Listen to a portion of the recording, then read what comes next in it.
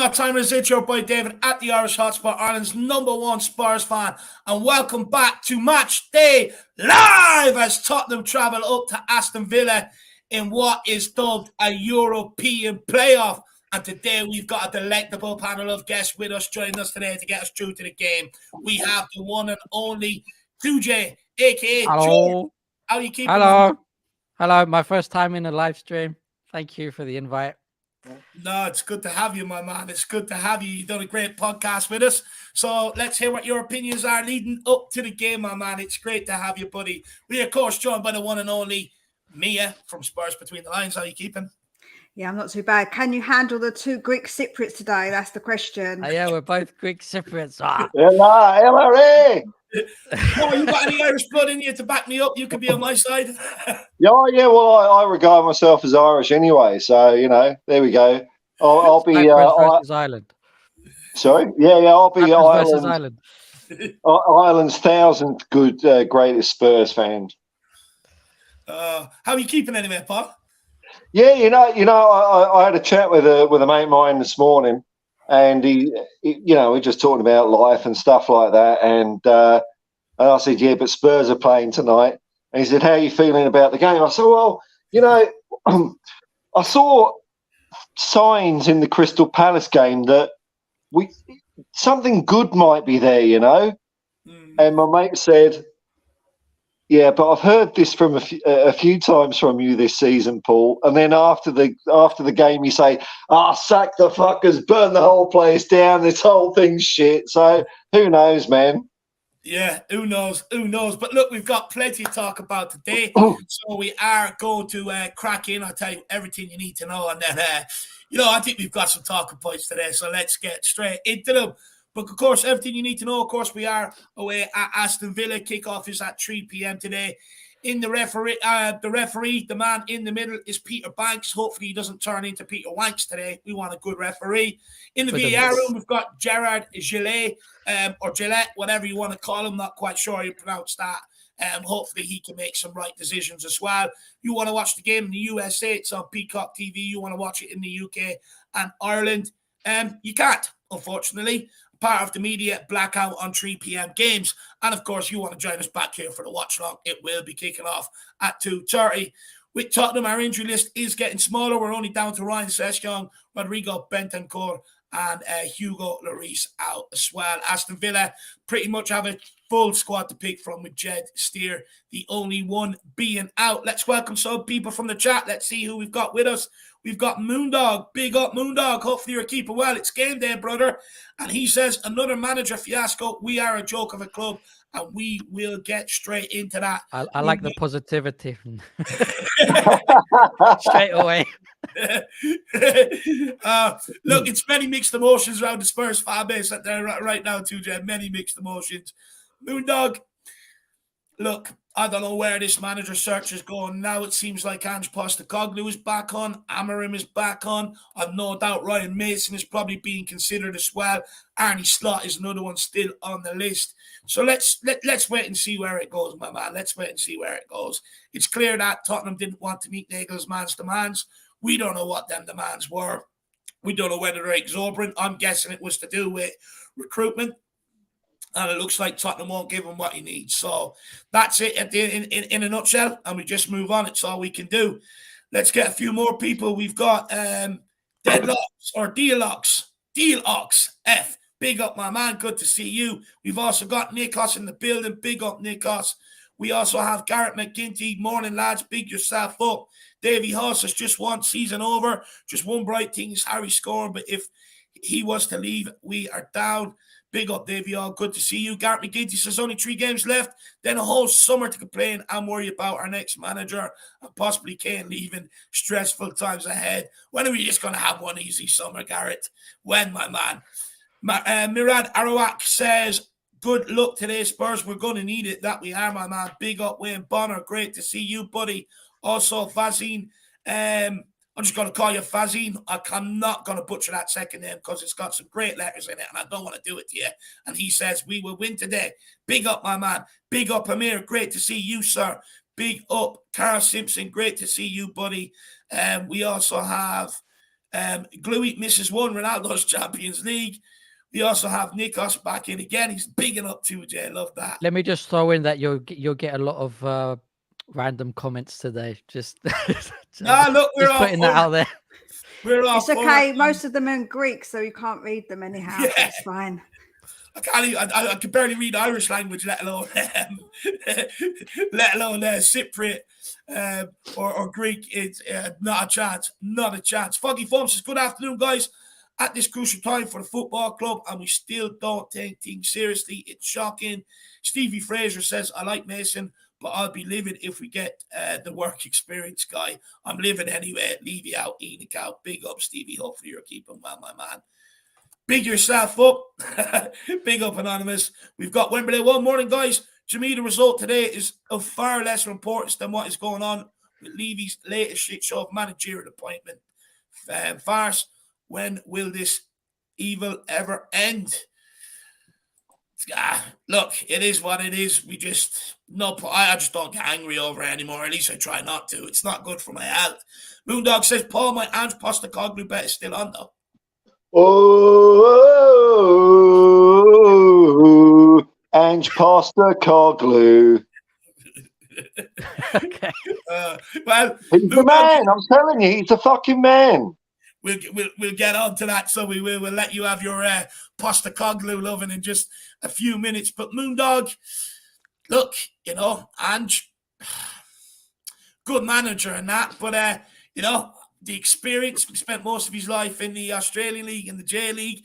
But look, we'll see what Paul has to say when we get onto him. And then we've got this from Jason, YouTube Live. That's about me. Yeah, that's about me. Apologies. What's it saying? He wants a certain type of video, a kind of video that I make on my channel. Oh, okay, love it. Apologies for the randomness you'll get today, guys. No, don't apologize whatsoever. He also says Man United only. Look, you're in serious danger of not making top four. A few one or two slip ups there, and if people keep with him, they might end up trumping you. But 2 cup finals, one of them you're a winner. I mean, you got to be happy with that turnaround, my man. Big yourself up. But look, we're going to start getting into some of the questions, and we will start with the managerial stuff. We'll start with Mia and work our way around the panel. Mia, we saw yesterday that Nagelsmann had turned us down. Mason is currently in the hot seat, and I have no doubt is under consideration to take the job full time. Mason has demonstrated his tactical nous in the 1-0 win over Palace. Tottenham operating in a 4-4-2 formation out of possession, and then a 3-4-3 when they were on the ball. And he's also dropped my biggest mate, Eric Dyer, and the team is getting more out of, and in fairness to Mason and me, he's getting more out of the players than what we've seen previously. If Mason wins the next 3 games and delivers European football at Tottenham, does he deserve a crack at the Tottenham job, or would his appointment be underwhelming to you? Oh, you're on mute, Mia.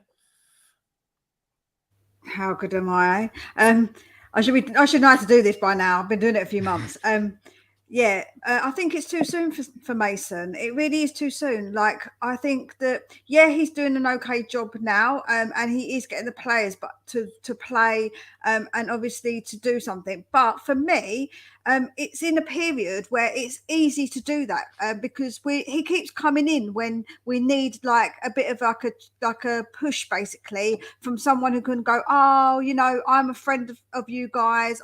Even though he did say that he's not their friend, he did actually try and say that he didn't just play people because they're his friend. But I just feel like it's just that comfort blanket, and the whole season is a completely different story because you've got all that pressure in that season. So for me, I think that it's too soon for Mason to take on that pressure. I really do. I would be really disappointed if the club took that route, because I think that it's too soon and too much pressure for Mason to take on, I feel. Look, I agree with you. For me, I think like there's more managers in and around his age that have more experience in the game than him. For me, I agree with you. I think it is too soon. And for me, I think it's a big risk giving him a job off the back of, picking up the team after 2 massive managers in the door where sort of players clamor together to sort of, get them out. So it's sort of like, it's hard to judge whether Mason's actually a really good manager or is he just sort of benefited from two big personalities going, where you would like to think because them managers have gone, then players will automatically sort of pick themselves up and get going to prove that it wasn't them that's the problem. Where are you on this too, Jay? Would you be happy with Mason? I agree with what you're both saying, but the one thing that's got me a bit confused is the both times that Son has scored, he's ran to Mason. If you've noticed, he's ran and hugged Mason. And that, to me, I don't know, it tells me a lot. The last time the players were hugging managers after they scored was with Pochettino. So, I mean, if the players want Mason, then I'm all for it. I agree that he's probably inexperienced, but where has experience got us with Mourinho and Conte, the way the club is being run at the moment? You know, that was really a big thing for me, that the fact that Son ran to Mason both times he scored. There seems to be a big connect there, like with the players. So if Mason got it, if they gave it to Mason, I actually wouldn't mind. At the end of the day, who knows what he'll do? He is inexperienced, but if we're talking about we want a manager that's set to build the club, then who better than a Tottenham fan, a Tottenham ex-Tottenham player, someone who knows the club inside out? I don't think he'd do a bad job. The only thing with Mason is it would be harder to attract bigger players, because he doesn't, like, when he talks, he seems a bit quiet. He doesn't seem like he's the managerial type, even though he does have the passion. Do you know, the only thing I would say about that I kind of disagree is that when Poch came into Tottenham, he wasn't really a well-known manager to get players in. Now, the type of players that Mason probably would want would be young players and not necessarily established players, to kind of need to have that name, if that makes sense, to get them in. So I think he's probably a bit more like a Poch, where he's a bit of an unknown, but I don't think that necessarily we need those big name players in when it comes to him, because we didn't really have those big name players with Poch. We had like established players, but nobody massive really come into Tottenham when Poch was there, did they? It was more based off players that were already here. A lot of what Poch's squad was. I agree with that. Jay, do you think that maybe this is what Tottenham needs then? That it needs someone that sort of has an affiliation to the club right now, someone that can sort of, you know, steer the ship in the right direction. Because I don't envision someone like Mason getting us back inside the Champions League football. I don't. Do you think this club needs someone like Mason, who's Tottenham boy, who knows the club, knows exactly, you know, what it needs? I feel like it kind of does, but I think Levy would be pressured to get a bigger manager, because if he did put Mason in charge, the amount of shit that the club would be getting in and outside of the games just because Mason's in charge, I think it is what the club needs. I mean, he's very good with his subs. He's already managed to change in the 1 full week he had. He already managed to get them playing in a good back four. He had the balls to fuck Mason off, fuck Dyer off, which a lot of managers don't do. I think he does have the potential. I like his formation. I like his subs. When something's not working, he does change it. He does risk a lot more than Conte ever did. You know, the players like him, from what I've seen. So I don't know why we're so set on getting a big manager. I think the only thing that would help would be getting bigger players into the club, because Interesting. Paul, where are you at that? Do you agree with 2J? Like, you know, what's the obsession with getting in a big manager, he asks? Look, I agree with that. But what I'd say is the man is the man. And it doesn't matter what age you are or what experience you've had. Either you're a manager or you're not. You know, some of the best managers hit the deck running. You know, Brian Clough. Bill Nicholson, Tottenham was his first gig. Keith Birkinshaw, we got lucky, came in as an assistant and was promoted up to the first team. They were the right characters, the right men for it. Very simple on tactics, but very good at man management and motivating a team and putting that jigsaw together. It's not about who can run the most kilometres or whatever stat you want to put on a spreadsheet and you think, oh, well, this per dollar, per kilometre, per cross is a good deal. It's all about what's in the head. And when I see Ryan Mason, he's not a manager. He's just not a manager. And you can give him credit.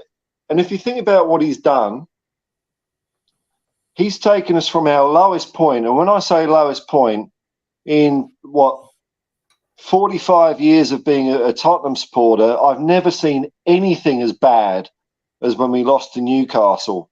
So that was rock bottom. So what he's turned us from is rock bottom to a bit shit, maybe with glimmers of good, you know, maybe with glimmers of okay, and maybe the players can do some nice things once in a while. But is he a manager to really get the best out of people, like a Brian Clough, Keith Birkinshaw, all these people that didn't spend hours on a chalkboard saying do this and do this? We're in a bit of a fad these days of managers that mimic that. They mimic it by overcomplicating football. But when you think of the truly great teams, managers were very simple, straightforward, honest people with charisma, with direction, my way or the highway. That's why I keep coming back to Ange Postecoglou. He's got that in spades. I've been watching him for bloody 20 years, this guy. He is a manager. Ryan Mason is not. Yeah, do we really know if Mason doesn't have that managerial factor in him? Like, if I'm not inspired watching him in a press conference, what's he going to do in a dressing room? Walk around with a clipboard.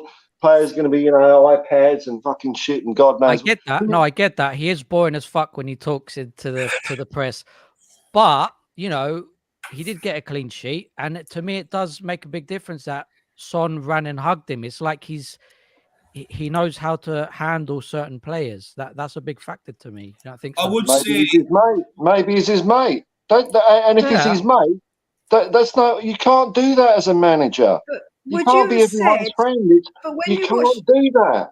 But when you watched Arteta, did you think that about Arteta? Look what he's like. I know it's a really bad example because we don't like them scumbags down the road. However, he come along. We didn't know what he was about until he done it. And I suppose I kind of see where people are coming from when it comes to Mason. But I feel like, let's not get it twisted, right, Paul? I do feel like because you're such on the Postecoglou boat that you're not willing to take... No, that's nothing to do with it. No. Like, I don't know much about Arne Slot, but, on paper, like Feyenoord, Dutch manager, he's the kind of guy that I probably would like. Maybe I'd look more into him, I don't know.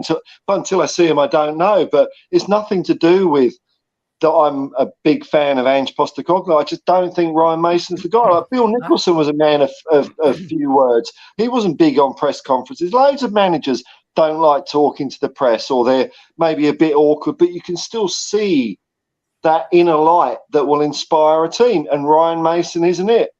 Not in a million years. I think maybe where Paul is coming from is that, with older managers, you've seen how they can handle the squad over the course of a full season or a couple of seasons. With Mason, we've only sort of seen it bite-size, only a couple of games.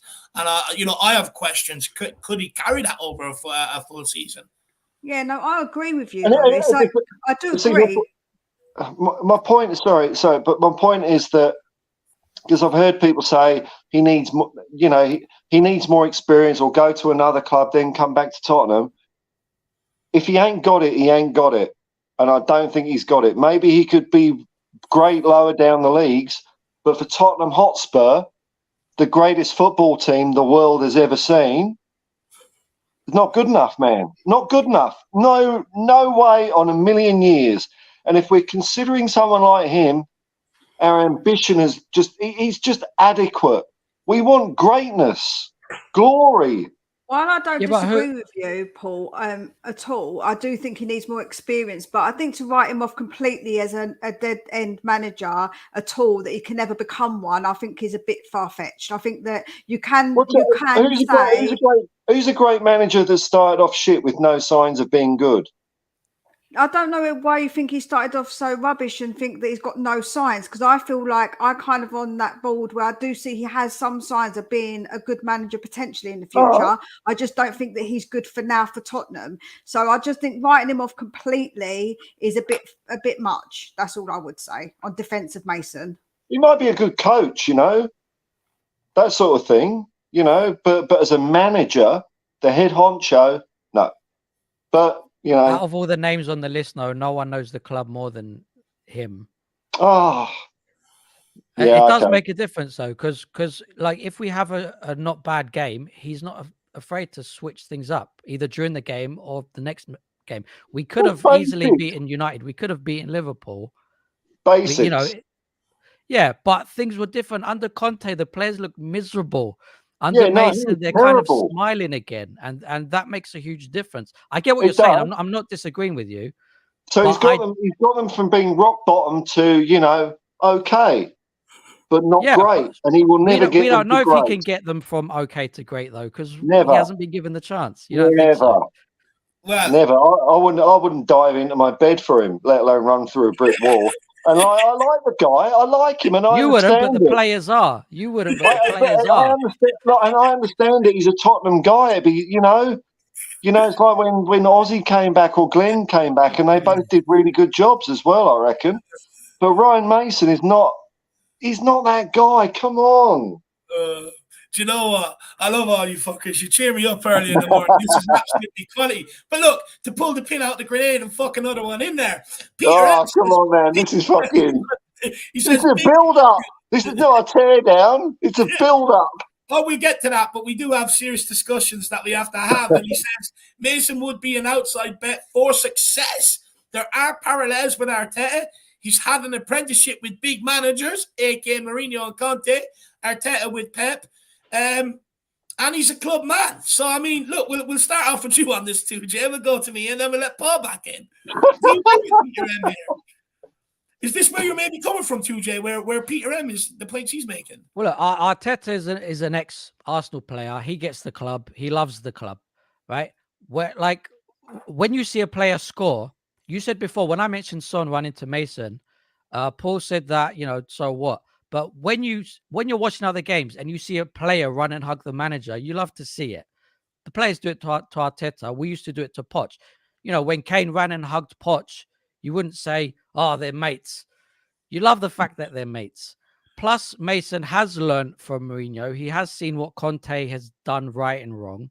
So he's not just completely coming out of nowhere. He's seen what the other managers have done right and wrong. It seems to me he's learning from it. And because he loves the club more than any of these other managers, he's not afraid to put the club before the players. He's not afraid to fuck Dyer off and say, "Sit down, you a shit." I feel like he's not afraid. And he does seem very soft on camera. But if you look at the replays, if you look at the cam, the cam, what do you call them? When the camera's on the manager the whole time during the videos at the Tottenham, the dugout cam. If you actually look at Mason, he gets pissed off. He does swear. He's always like, "Fuck's sake." You can read his lips. So I do think in the dressing room he is a lot harder than he pretends to not be in front of the cameras. I think we have to see how the season ends. It's a bit too early to say whether he should get it or not. Interesting. So, but if he won the last 3 games and delivered European football, you'd give it to him? Depends how we play. At the moment, I'm not looking at the results. I'm looking at how we play. I'm looking at the players having more. They're happier on the field. They're a bit more free on the field. That's what I'm looking at. And if I think if we have good games until the end of the season, I personally wouldn't mind, although I don't think he'll get it purely because of the pressure to bring in a big name manager. Fair enough. And Mia, where are you at with what Peter M said about the experience and maybe a bit on what 2J said as well? I did think that, like I said, for me, it's still a bit too soon for Mason, but I do see where he's coming from with the experience and being alongside those big name managers and how it actually has worked out for someone like an Arteta, because that's what obviously my direct comparison was anyway. But like I say, I still think it's a bit too soon for him. Even if he did do well for these last few games, I think it is a bit too soon. However, I do think in the future he has got that potential. He can I ask obviously you a knows question, his own. Mia? Yeah, go on. Sorry, just on what you just said. If he's got the players playing well, and we finish off the season playing well, what do you mean by it's too soon? Why would it be too soon if he's actually getting the club playing well? What?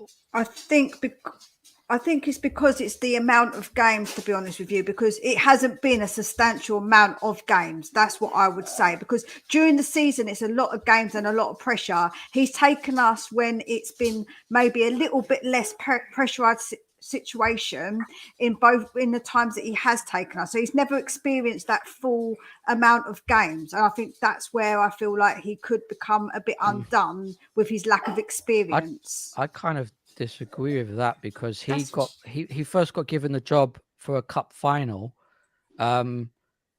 He's under immense pressure because he knows that if he doesn't do well, he's never getting a managerial job again. So I think he's taken over the club in a lot of pressure, personally and for the club. Like, we were in the shit when we sacked Jose, and we're in the shit now trying to get Conference League. So I think there is a lot of pressure on him and the club, and I think he's handling it quite well. There was pressure, and he lost us that cup game. So it just shows in those pressurized situations that he obviously and Conte lost us against Mura. Listen, man, I understand. Yeah, like don't get it twisted. Yeah, like I'm not anti-Mason at all or against Mason. I'm just saying how I personally see it. Is that I feel maybe he does need that little bit more experience, and gaining the experience while he goes along is obviously something we could do, but I just don't see the fans being on board with it as either, if I'm honest. I think a lot of fans would be very much not on board with that, and that's more pressure on Mason if he's got all the fans against him as well. If he's got a big group of fans against him, that's another added pressure to a manager who is still very young. I agree. I think it'd be an underwhelming appointment considering some of the names that has been sort of linked to the job.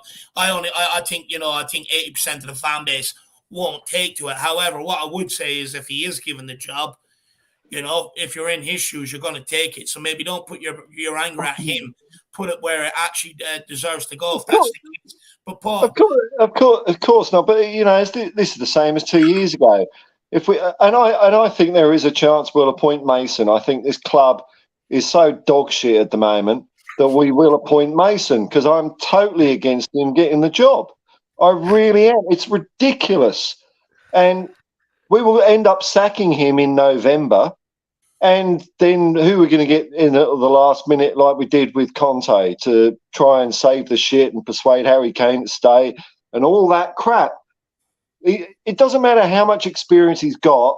He is not good enough to manage Tottenham Hotspur. Not now, not in a million years. He might have a great career at Wealdstone FC or whatever, and make a career out of football. I'm not saying that to demean the guy.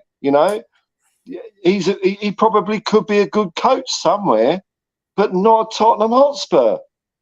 I find it so disappointing. I think it's Mason's attitude that's he's like every bloody meal is a bowl of porridge. Yeah. He's soft. He's soft and boring as fuck. I can't watch his press. I can't watch any of his videos. I get what you're saying. No presence, nothing. Well, I believe I can do a good job for Tottenham. Yeah, and we still got a lot to play for this season. And Emerson Royale, he played. Fuck off! Shut the fuck up! And and I know Tottenham want to do him a favour, and I'm all for football clubs doing right by all players, all professionals. Giving them any bullshit job like ambassador or just something to keep them on their books. Give them a load of money. I don't care what they do, but to be manager of the first team of Tottenham Hotspur, dictate our football policy, the way we play, the way we strive for glory. No, never. Fair enough. Fair enough. Well, Foggy Foam also says, sorry, guys, but I will not back Mason, especially with how the Prem is evolving. Newcastle, Brighton and Villa are on the up, and we are going down the drain. Crucial time for the club, and we are still joking. I think you probably sum up many people's thoughts on that. Foggy Foam, but we will go around the panel and find out exactly who they want for the Spurs manager. I just want to take some of these super chats.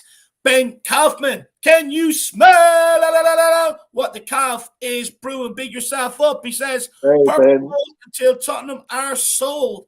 I refuse to let these idiots ruin another one of my weekends. Hashtag turn off you Spurs. Do you know what, Ben? I hear what you're saying. I was nearly at that point where it's like, you know, why would I just don't watch it? It's going to ruin my weekend. But the reality is I can't. I have to sit here. I have to watch it. It's what I know. It's what I love, and it's what I want to do. I've no doubt you'll keep an eye on the results, though, Benji. No doubt about it. But I do hear you, my man.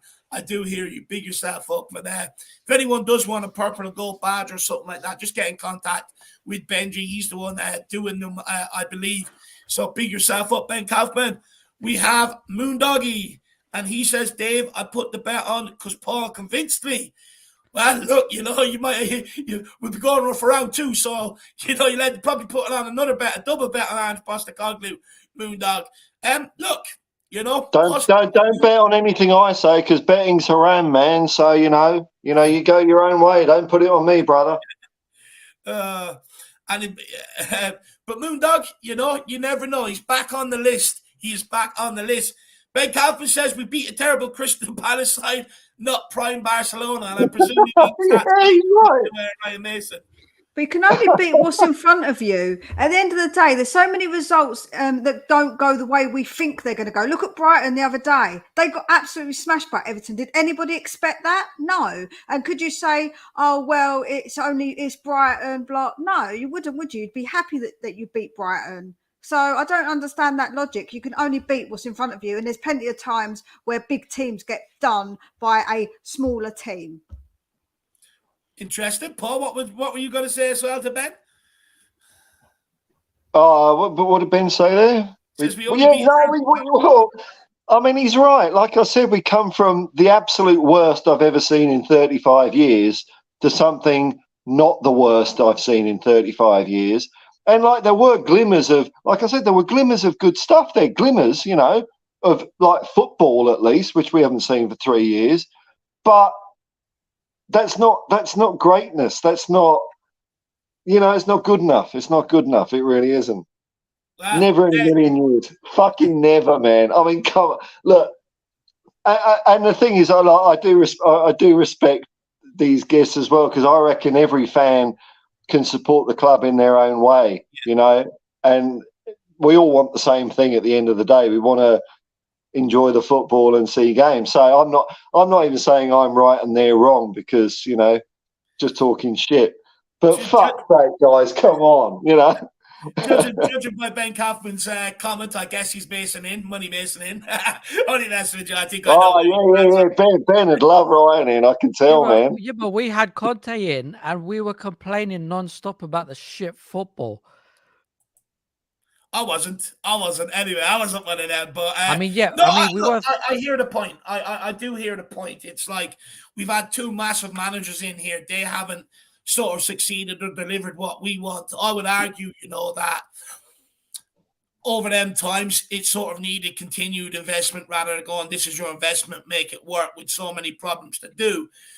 But I also understand that for me, is Mason the guy that, like, if Mason was appointed, would I feel confident that this guy is going to take us forward? Or would I feel sort of confident going into the season? I don't think I would. I think I'd be more open for the best rather than saying, I want to ask Paul a question. Go on. I want to ask Paul a question. If we won all of our remaining games, would you change your mind? No. Why not? Why? I just don't think he's the guy. That's what it comes down to. Okay. Well, Paul, Moondog says, I agree with Paul. I don't want Money Mason. I don't care if he even if we sign him and he gets us top 4 next year. With a better manager, we could do better than that. He's not the guy. Come on. I mean, he's okay. I'm only But asking. we've had better managers and we haven't done better than that. It doesn't Who? make sense.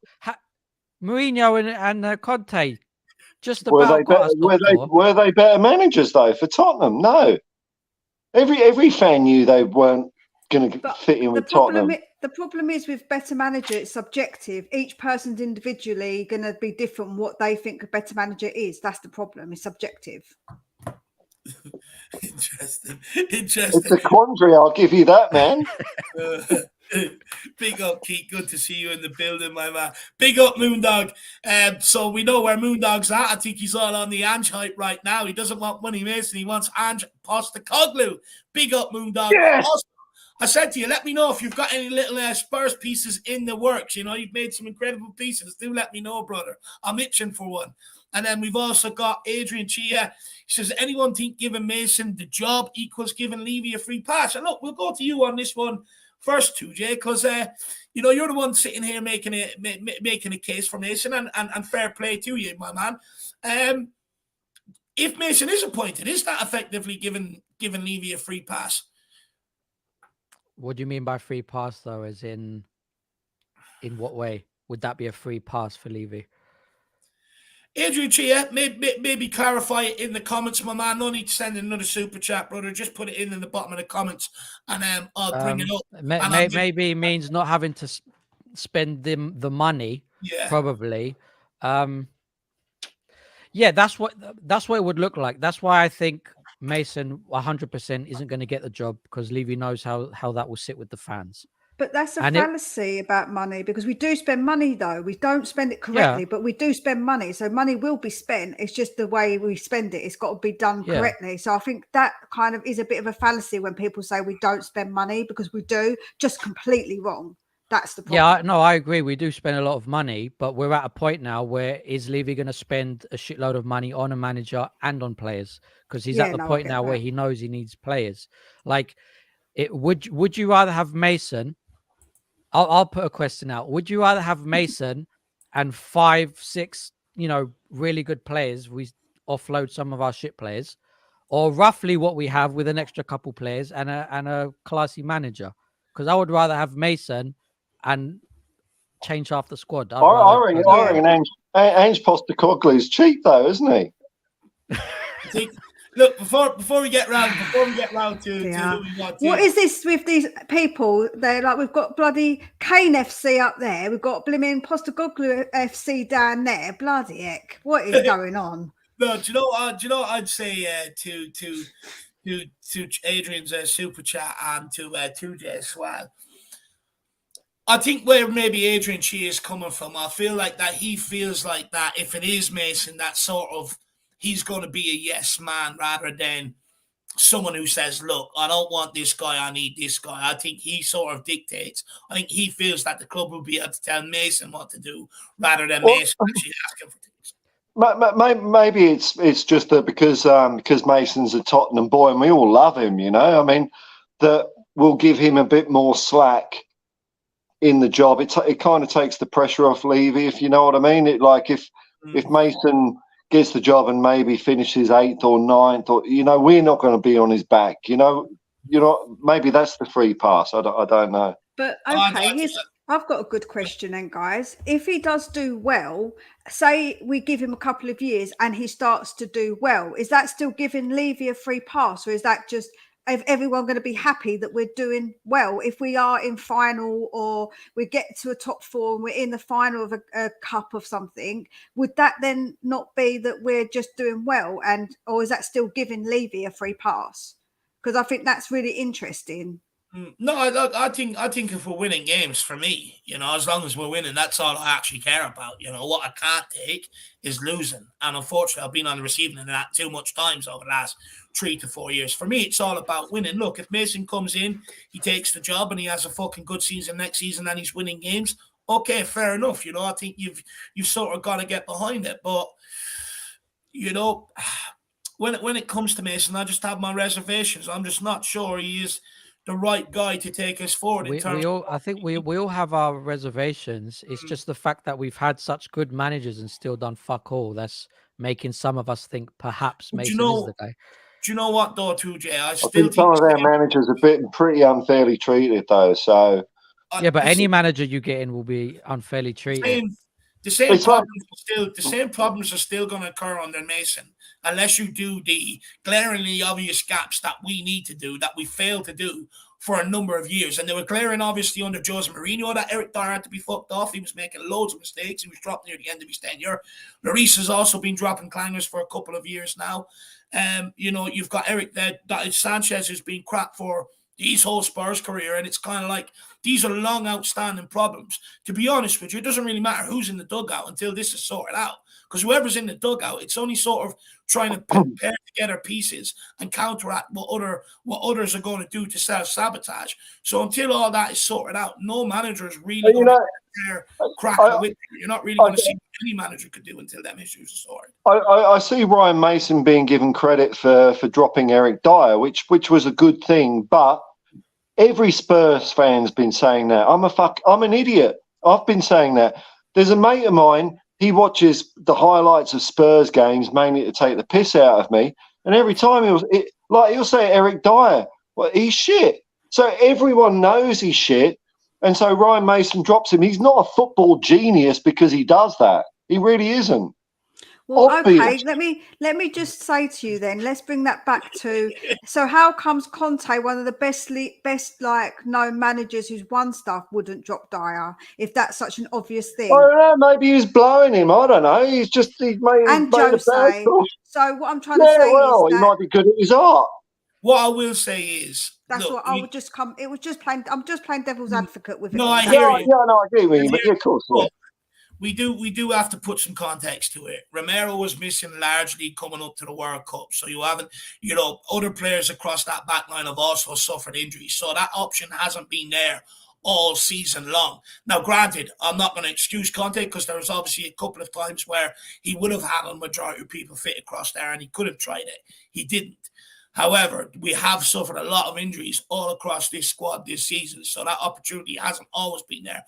Under Jose Mourinho, we had lost to Jan Vertonghen when Jan Vertonghen and Toby Alderweireld was still here for the first part of Jose's tenure. He didn't play Dyer. It's only when Jan Vertonghen was fucked off because he never recovered from his concussion. Toby Alderweireld was in clear decline. That's when he had to start using someone like Eric Dyer. And this is what I keep saying to people. It's not out of choice. It's what they've got. Yeah. And this is what I keep saying. We need to improve what we've got. It's not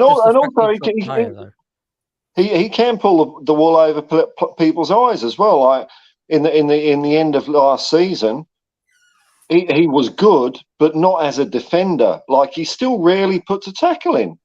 So he could disguise his like inability to be a defender in other ways, but you can only do that so long. Mason wasn't a genius just for dropping Dyer. Everyone would, but he dropped Dyer. He also dropped Kulusevski for Richarlison because Kulu's been kind of shitty lately. He switched to a back four. He switched the formation. He's dropped Kulusevski. He's dropped Dyer.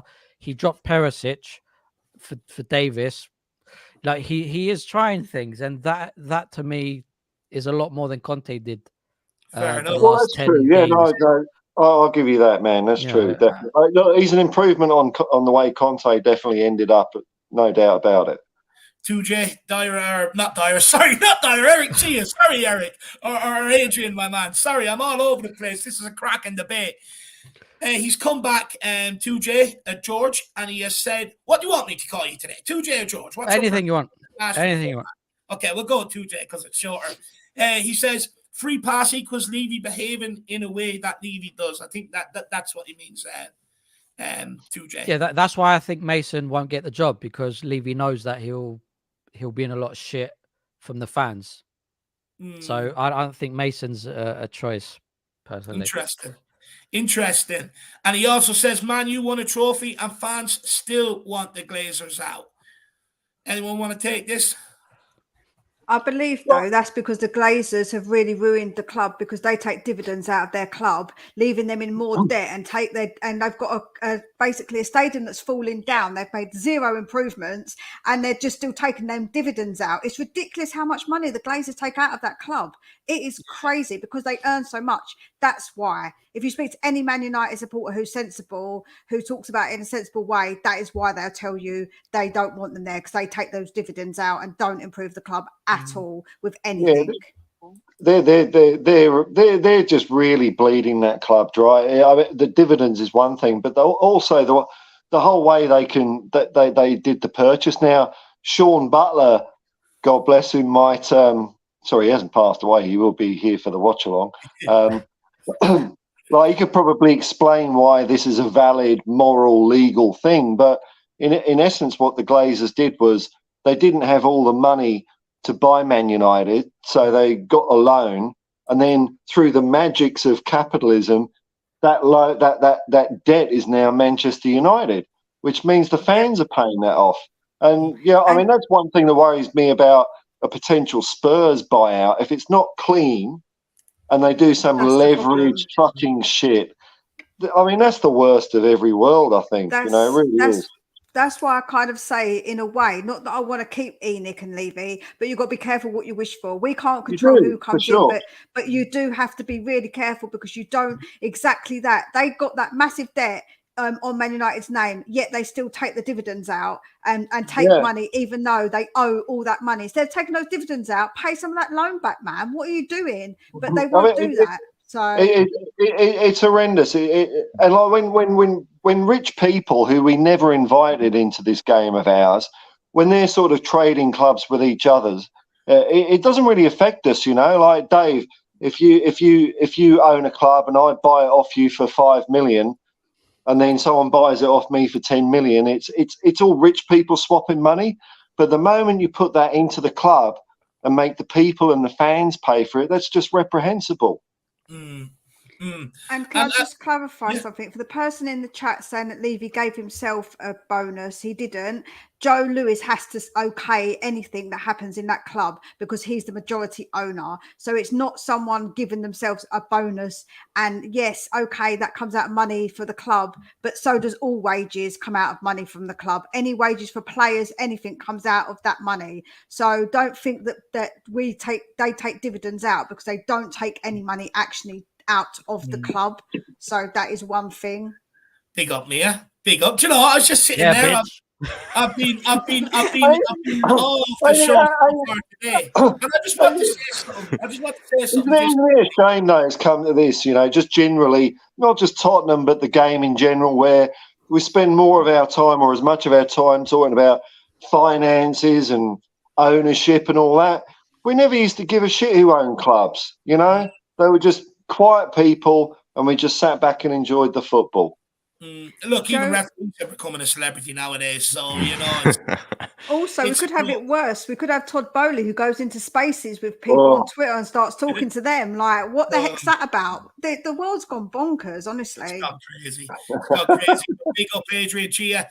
Really appreciate the support, my man. And you know what? It's great to see the passion back in the Spurs fan base today. You know, it's been I wouldn't say dead, but it's sort of been quiet for some time with some of the results and that. But it's good to see the passion back. I absolutely love it.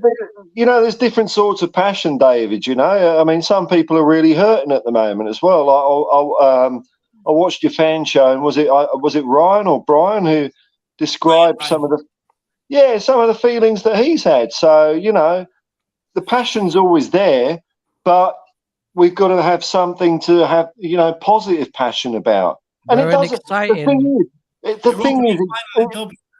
The thing is, it doesn't take much, you know, to make fans happy. It really doesn't. It's not like, you know, I was a fan through the 90s where we were just shit, but I was still a lot happier than I am now.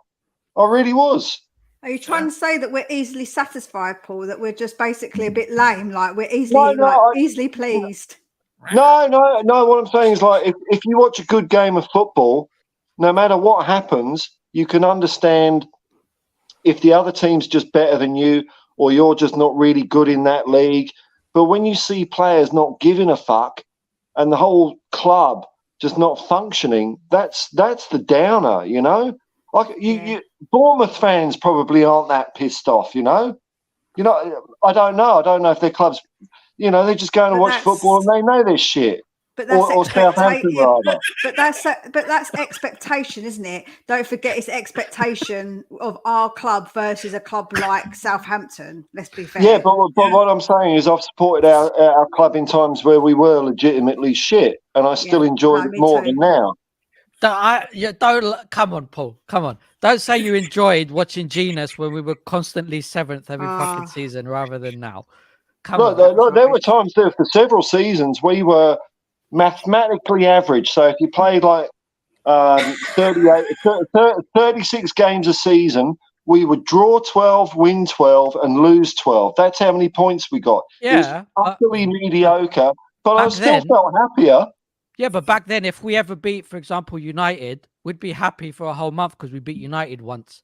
Whereas now we're expected to beat United. We're at a point where we're getting more annoyed because we know we deserve top 4. Whereas back then we were happy to get 7th every season.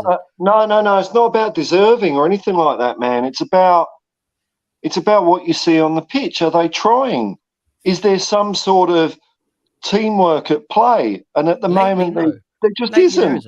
Yeah, lately no. But Conte was in charge for that. For me, Conte's to blame. His style of football just fucking wrecked us. It sucked the life. Well, it's probably him and Mourinho before him as well. Yeah, but at least Mourinho there was something about Mourinho. Conte was just pissing and moaning for the whole season he was there, and it just sucked the life out of the players. And I think that's why we're in the shit now. Fair point. It could have. Either way, it's sad though, eh? Yeah. But I'd rather be where we are now. Whatever the cause of it, you know, whether it's the players or the ownership or the manager, it's just sad to see it affect people like that because, you know, it means they feel something, and it wouldn't take much. You know, it's only because we're rock bottom, absolutely rock bottom, that people are feeling like that. If we were a little bit above rock, like even after Crystal Palace, I feel a lot better, you know? Fair point. I'm not jumping for joy, but fucking hell, it's something. Yeah, fair point. Fair point. Great discussion.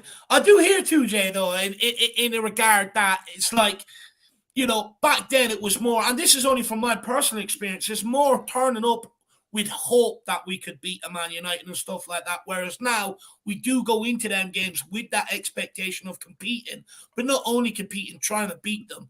So I do hear that. I do think that's a fair argument, but you know, I do also hear Paul on it, where it's sort of like, look, the club is in disarray right now. You know, there's a lot of sort of things that need to be ironed out, and it's not just in our first team. You know, it's clearing a pathway for some of the talented youngsters that we've got coming through. There's more to it. But great discussion. Great discussion. We give us 1 minute, and we will welcome in Jacko. Perfect timing, Jacko, because after this we're going on to the great Hugo Lloris debate, whether he deserves a testimonial or not. Good thing. Welcome, Jacko. But we'll start with William Kelly Super Chat. First of all, William, hopefully you and the missus are home safe. It was absolutely fantastic seeing you over here and spending an evening with you and the missus. If anyone that is a smart comment, Mr. Kelly. I think that is a very smart comment. Well done, man. If there is anyone out there who wants one of these bad boys, simply just get in contact with William Kelly. He is making these. So they're absolutely incredible. But to the super chat, he says, if Mason becomes our manager, Levy will dictate the transfers. If Ange comes in, Ange will dictate the players that come in. Simple. So, Paul, we'll go to you because I know that you want Ange next in this store. We'll go back around the panel and we'll find out who they want. So, look, you can lead off by taking William Kelly's super chat. Big up, brother, and hopefully you're keeping Yeah, William, I think this is a really good point, and this is one of the reasons, like, assuming that we're not going to be sold and bought by some benevolent person who loves Tottenham, you know, then you need a personality in the managerial position that can deal with that and overcome it, you know, and just be so successful or give such signs of confidence that there is no real alternative but to go with them. And Ange Postecoglou has done this at every stage in his career, no matter what the budget.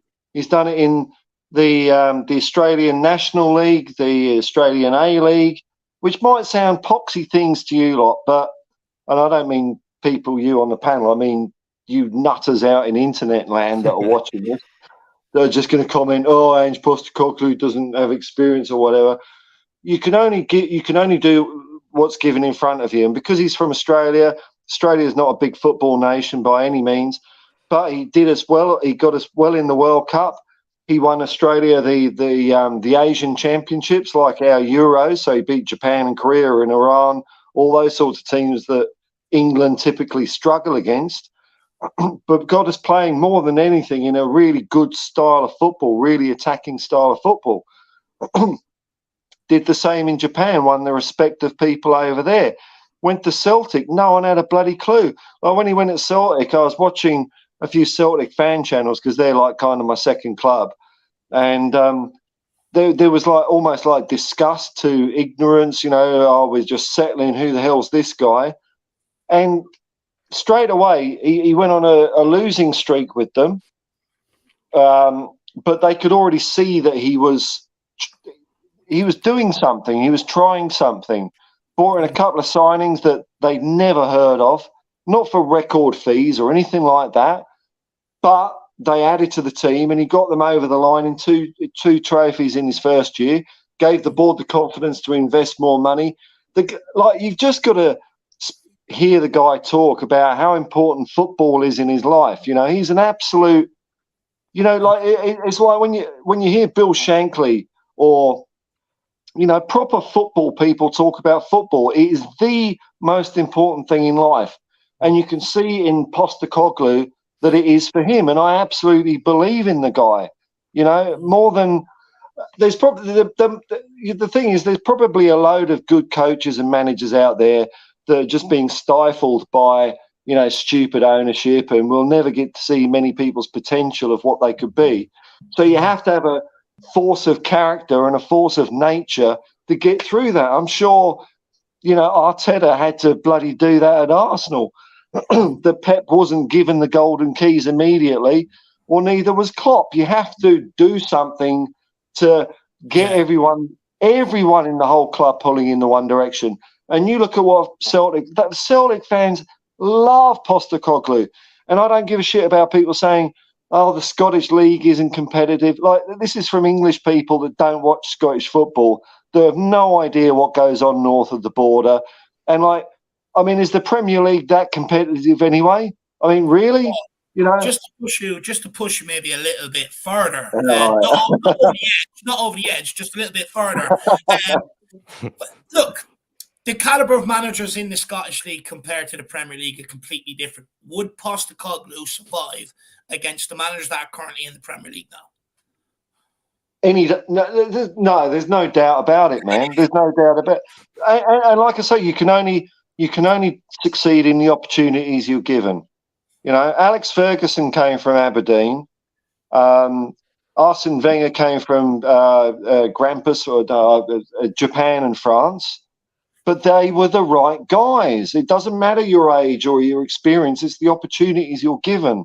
And Postecoglou has succeeded everywhere but not just succeeded, but brought everyone with him in a way that you want to see in football. You know, he's a great guy. You know. Fair enough. Well, big up William Kelly, my man.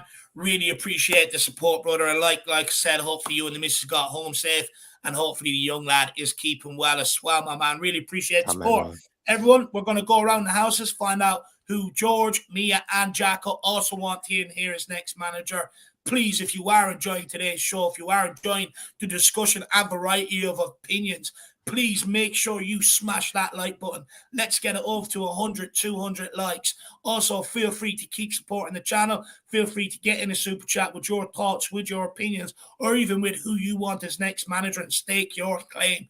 It's a great support to everything we do here. But most importantly, keep engaging with us in the comments. We're absolutely loving it today. George, on to you. Who do you want as next manager? I'll be honest, I don't know much about Postecoglou except for the fact that he's Greek. It's got to be good. I don't know much about him. I'll be honest. I'm actually looking at the list now. Personally, I'm not very happy with anyone on the list. Like I was one of the ones that wanted Poch back, which I know a lot of people didn't. I wanted Poch back. I can see me. I going no. Yeah, don't get me started. I wanted Poch back. Personally, like I said before, I'm happy enough with Mason. I told you all the reasons, but like I don't know. Looking at the list, Alonso, Potter, absolutely not. If we get Graham Potter, fuck me. Like I'm looking at the list. Brendan Rodgers, like seriously, have we really got Rodgers on the list? I don't know. I'm at a point where I don't know because we had world-class managers, didn't work. We had Poch who turned into a world-class manager kind of under Tottenham. Mason's doing well. Like, so I honestly, I have no opinion because nothing seems to work. Fair enough. I'll go straight to Mia because I honestly have no opinion. Before we let me answer, I just want to say where the poll is at in the chat, and the poll does say, so I did ask, I want to see where Spurs fans are at. Does Mason deserve a go at the Tottenham job? We've got 419 votes on it. 52% are at yes, Mia. Do you follow that 50%? No, come on, Tottenham. Don't worry, Levy's not going to see it. What the hell, man? No. We'll send it on. We'll send the results on to Levy and Enoch. No. Paul, don't you worry. No. For me, what William Kelly said was a bit of conjecture. We can't guarantee that anybody will obviously get a say because everybody says that Levy's to interfere in any way and that he interferes. So to say that Postecoglou will come in and get all the say, I think is a bit conjecture. However, for me, I think Arne Slot is probably the next best fit for me. When it comes to the style of play, the type of manager, I think that he would be a good option. As I say, for me, it's still a bit too soon for Mason. If we've got Mason, listen, whoever we get, I'm going to back. It doesn't matter, right? Because I love my club. So I'm not going to walk away from the club because they get a manager in that I don't agree with. So whoever it is, I'm going to support my club anyway. So I don't get a say in it. It's not my choice. I just have to kind of accept it as I have for all these years of supporting Tottenham. You know what I take as maybe, and like it's not 100%. It's not like Columbo grade evidence. This, but it's like slight evidence for me that Levy does interfere. All the stories of us being linked with this player and that player and this player and letting go of this player, signing contracts. Who's doing that? We've got no one that should be able to do that apart from Levy. Of course, he's interfering, but as I say, it's not concrete. You know. That's what I'm saying. It's a bit of like, there's obviously bits and pieces of what we've heard, Paul, that we know that he has somewhat of a say when it comes to it, and he kind of says his piece on it or whatever. So he does obviously that does happen. So I'm not trying to say that's not conjecture, but a lot of stuff that is put out there is assumptions and conjecture when it comes to certain parts with Levy, and that's where I'm a bit like Sean. I will draw the line at that and not think like I won't sit there and say that it's. But Paul, calm yourself down, man. Chill.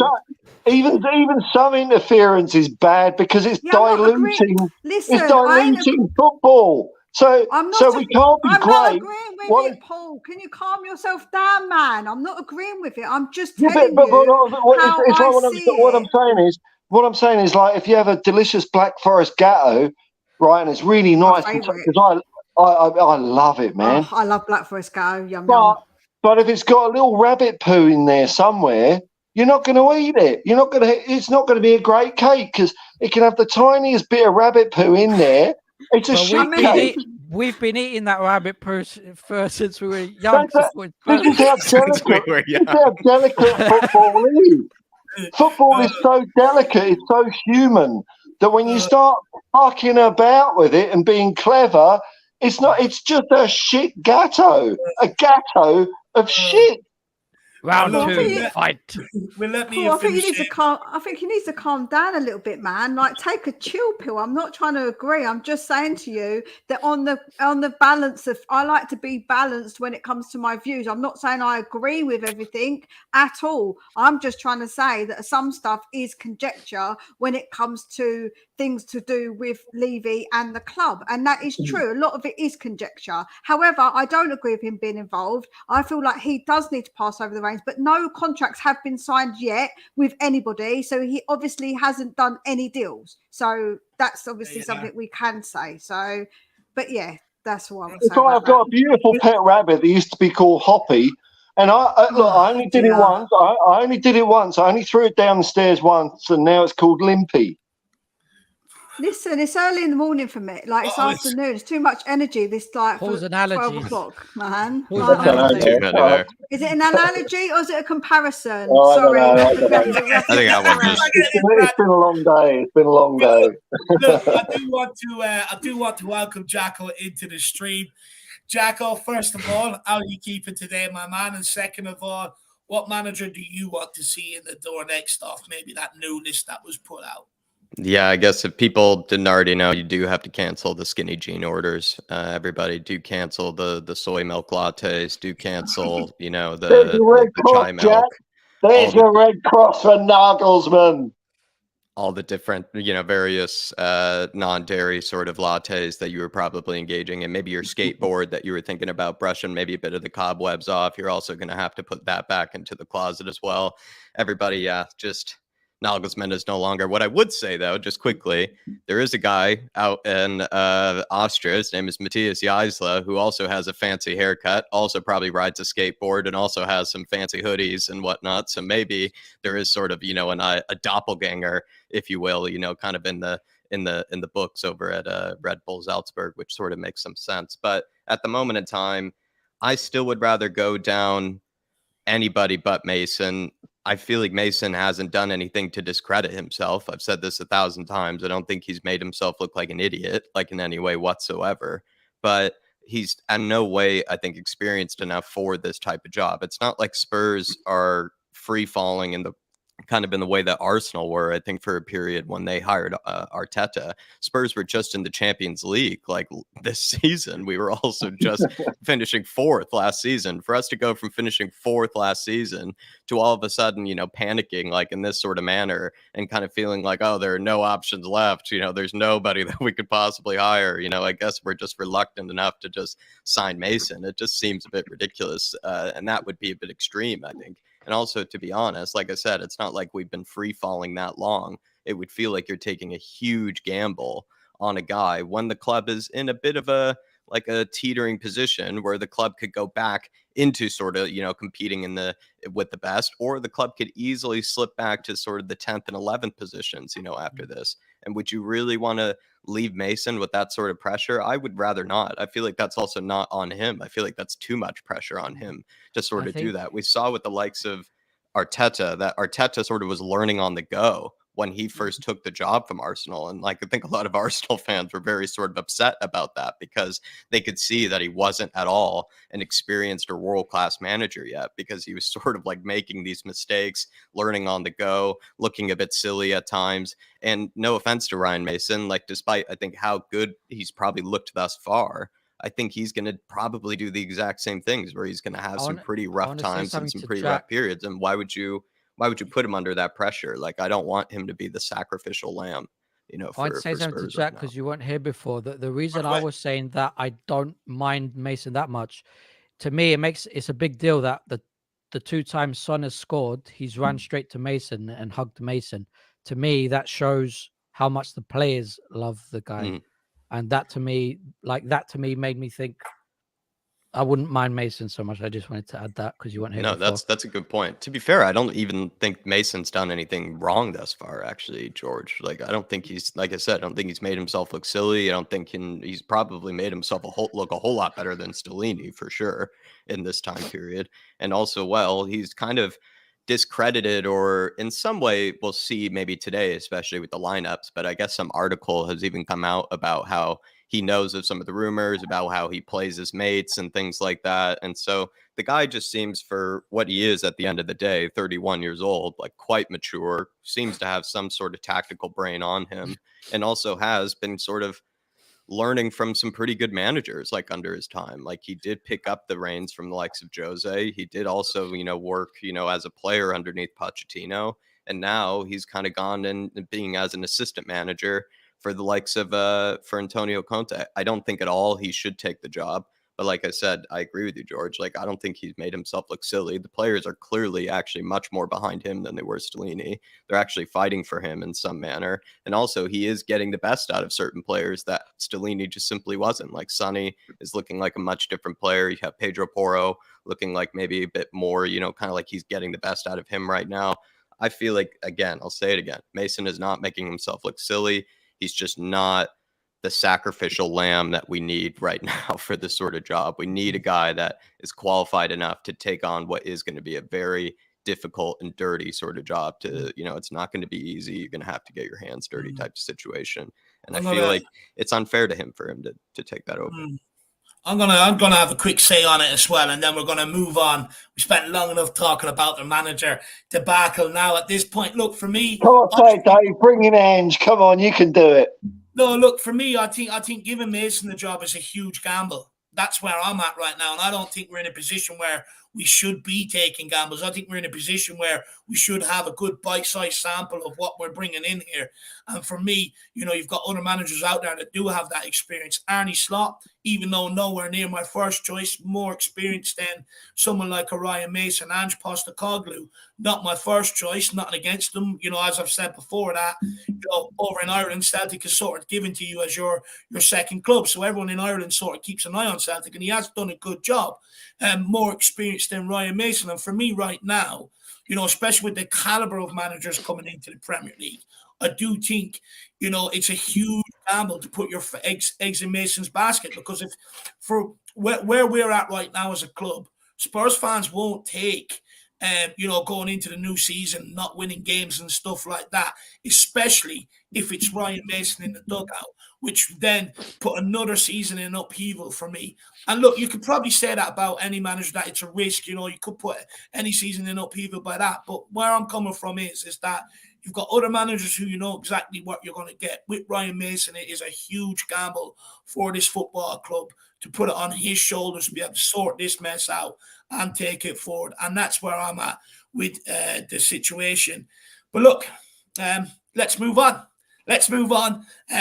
We don't have to spend hours on this point. But look, I'll throw this to Jack off first, because I did make this question in mind with Jack as well. So we'll stick with you, Jack, and then we'll go around the panel.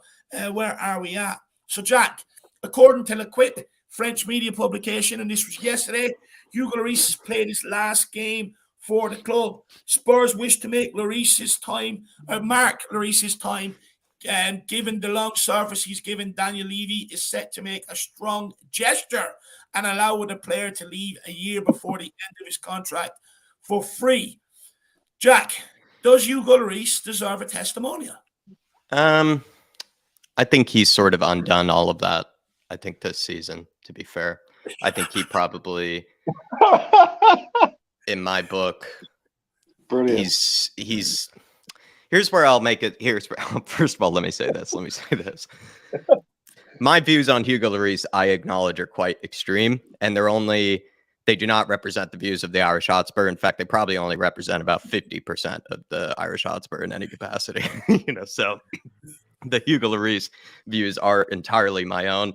They are entirely my own tinfoil hat sort of kind of, let's say, very extreme views. But at the end of the day, I've always tried to make the distinction between what is a good player and then what also is their mentality and what is their character. I don't think personally that Hugo Lloris has ever been a great leader. I don't think he actually has a strong character, and I don't think he's ever been a good captain for the likes of Tottenham Hotspur. I do think, though, he is a good was a good goalkeeper at one stage for a few, maybe 4 or 5 years for us. But I think the past 2 to 3 years, I think he actually has been sort of slipping. And I think the modern game is also quite quickly catching up with him.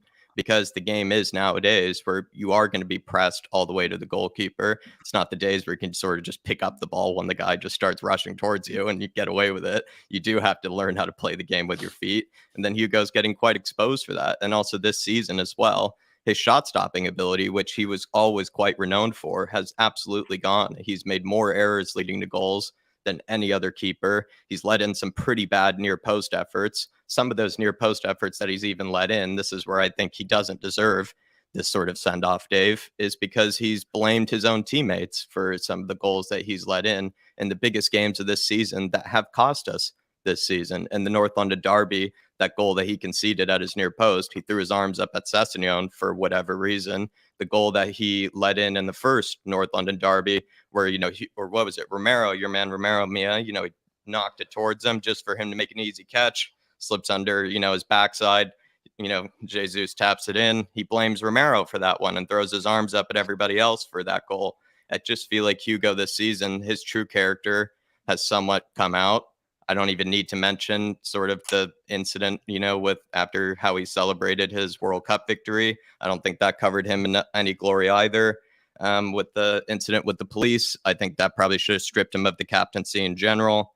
I just feel like he's, like I said, basically you don't like Lloris. I don't like Lloris. I think he's a good like goalkeeper, or was a good goalkeeper, but I've never liked him as a character. Don't like his character. So yeah, no send off for me, Dave. Damning, man. Pretty damning. Interesting. Well, look, we'll go to you on this one next, Mia. Does Hugo Lloris deserve the testimonial? Is Jack maybe being a bit harsh? Joe, it's so difficult because it's that recency bias, isn't it? So we can all go by the last season, the last 2 seasons, and forget what he actually did do for us. In those moments when we needed him to step up, and he did save penalties, and he did make those saves. I think he's been a long-running servant, and for the majority, I feel like he has been good. He's had incidents in his private life. I agree that does not look good. Some of the stuff that has obviously happened with that, it obviously does not look good. But look at some of the players that are still on that pitch and some of the things they're being accused of, and they're still on that pitch, man. The morals nowadays of footballers just seems to be going absolutely downhill.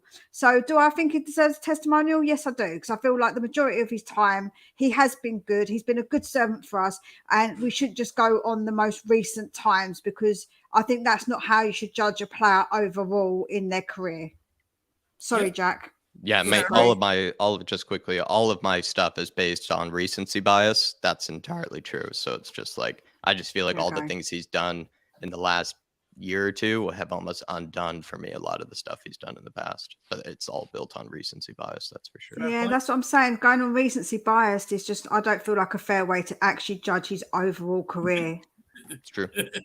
Fair enough. 2J, you've got Mia sitting on one side saying Hugo Lloris definitely deserves it. You got Jack sitting on the other saying he doesn't deserve it. So where are you at? I actually agree with both Mia and Jack. I think he does deserve it, basically based on everything he's done over the years. I agree. Lately, he hasn't been that great for us, but he has been great over the amount of years he's been there. He could have gone, when he was at his best, he could have gone anywhere. He stayed at Tottenham. He never seemed like he wanted to leave. I disagree with him being captain. I generally disagree with any goalkeeper being captain, because when you're on the pitch, you can't leave your post. What's the point of a goalkeeper being captain? I don't know why he was captain for that. But I think he does deserve it. He has been, overall, he has been good for us. He hasn't caused problems. I don't think we should go off how he's been this season, because we all still love Dele Alli, even though for the last couple of seasons he was pretty shit. We all still love Dele Alli for what he did when he was at his best. And I think deep down, we still love Lloris for how he was when he was at his best. Fair point. Look, I'm one of them. I can't. I turned on Dele Alli before he even left Tottenham. I could see that. I did. You have a soft spot for him, though. You must have a soft spot.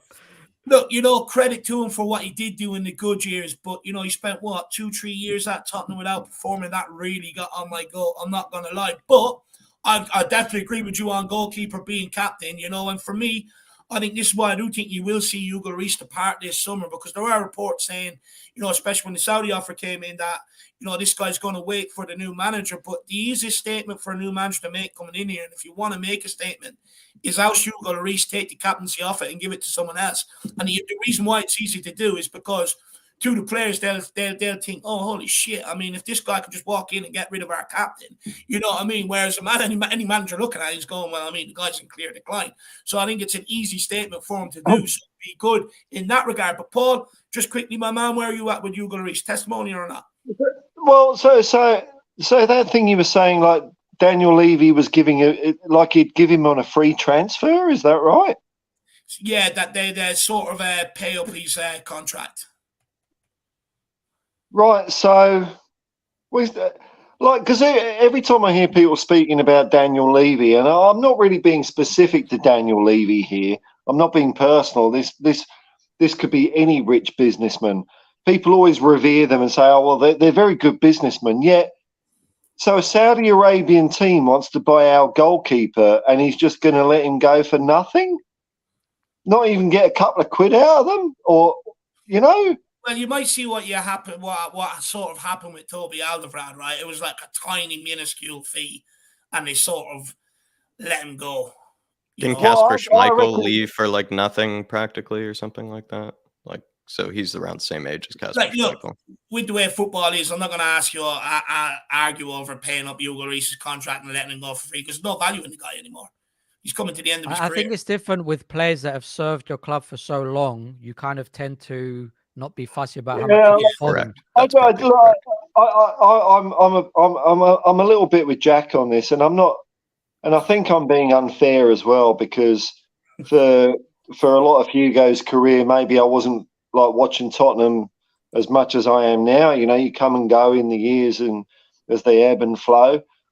So really, I never really had a connection with Hugo, and I think the problems I have with Hugo are maybe a bit beyond his control. Like, he was made captain. Maybe he lobbied for it. Maybe he's a political animal. I don't know. But he should never have been made captain. And I don't think he's been a good captain. And for me, that's kind of overshadowed what he's done. Good shot stopper. But every time he gets the ball, I'm shitting myself.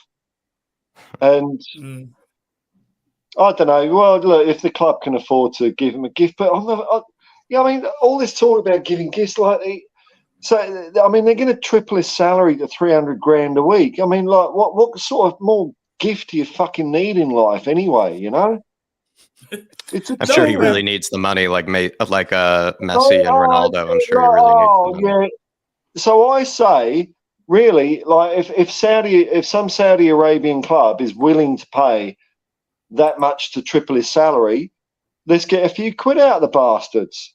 Fuck them. Fair enough. The problem is if they won't do it and then we just keep him. So what's the point in paying his wages, keeping him when we don't want him? We might as well just let him go for the free and it's done, because otherwise we're going to hold on for that small fee. It's ridiculous. It's I agree with not making we need a keeper. Yeah. First of all, we need a keeper first who actually wants to come to Tottenham.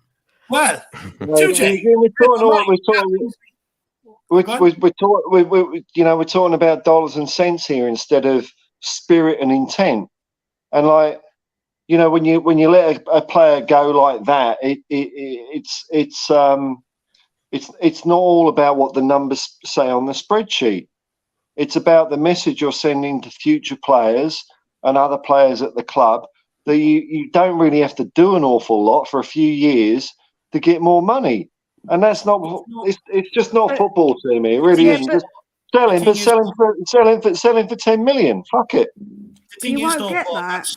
Go on, Mia. Sorry, go on. But you won't get that, Paul. The thing is that they're offering him the money. It's not like Tottenham have any say in how much wages he's going to get in the future. We don't have that say. They're offering him in. That's not really our problem. If other players get offered that money to go to them countries to go and play, then that's obviously their prerogative, isn't it? And it's the team's prerogative to pay that money. So it's not like we have any say in that. So the say we do have is we have the say in whether he goes or not. But and so to say just go, then that's a reward to a player who hasn't done enough to earn that reward. The thing is, though, He hasn't done enough. He's been here for years. I don't understand why he hasn't done enough for the last few years. He's been here. As I said, Mia, you know, I haven't got the real attachment to him, so I guess, you know, I haven't either. But look, I'm just saying. I didn't mean that in a bad way. It's like, but I get where you know people, you know, fans see more in one player than another, and I just don't see that sort of thing in Hugo that maybe you see. You know, it's just a difference. That's all. The thing is, cut the fucking losses. The reason why we're in this position is for letting players. No, it is. The reason why we're in this position is we allow players to stay here for too long. You know, keep offering them contracts, keep giving them this, hold on to them, this, that, and the other. Reality is, we're at a point now. You just got to get rid. If it's not working out, they're not playing well. Cut the ties and get going. Okay. I don't think Levy's too bothered about selling him, because I'm just looking at a stat now. Since 2019, we've spent 570 million and only sold 150 million worth of players. So, like, I don't think Levy gives a shit about selling Lloris off for an extra 5-6 million at this point. Oh God! I'm just telling you how the club's been run lately. We've spent 250 million. You know, not trying to get that money back. But that's because we buy our recruiting shit, so they're not worth what we pay for them. The thing is, though, as well, if you keep Hugo Lloris around, you're not going to get a goalkeeper this summer. They're not going to spend their money on it, you know. And it's at a point where, you know, we've got to stop plugging up these positions and holding on to them for sentimental reasons. That's why Dyer's still here. That's why Sanchez is still here, because they were part of the Poch team, even though they're fucking backups, you know. So we got to stop this crap, cut the losses, get them out, get the next guy in that wants to perform. But we've got 2 super chats. We're going to get to these, and then we're going to crack on with some talking points about today's game. So William Kelly says, when Villa rip Spurs apart today, we will see where most fans are on Mason. Bring in and no brainer. Look, you know, the Mason talk. Look, you got to give him the next few games and see how he gets on. Will we be ripped apart? You're considering it. You're considering it, aren't you?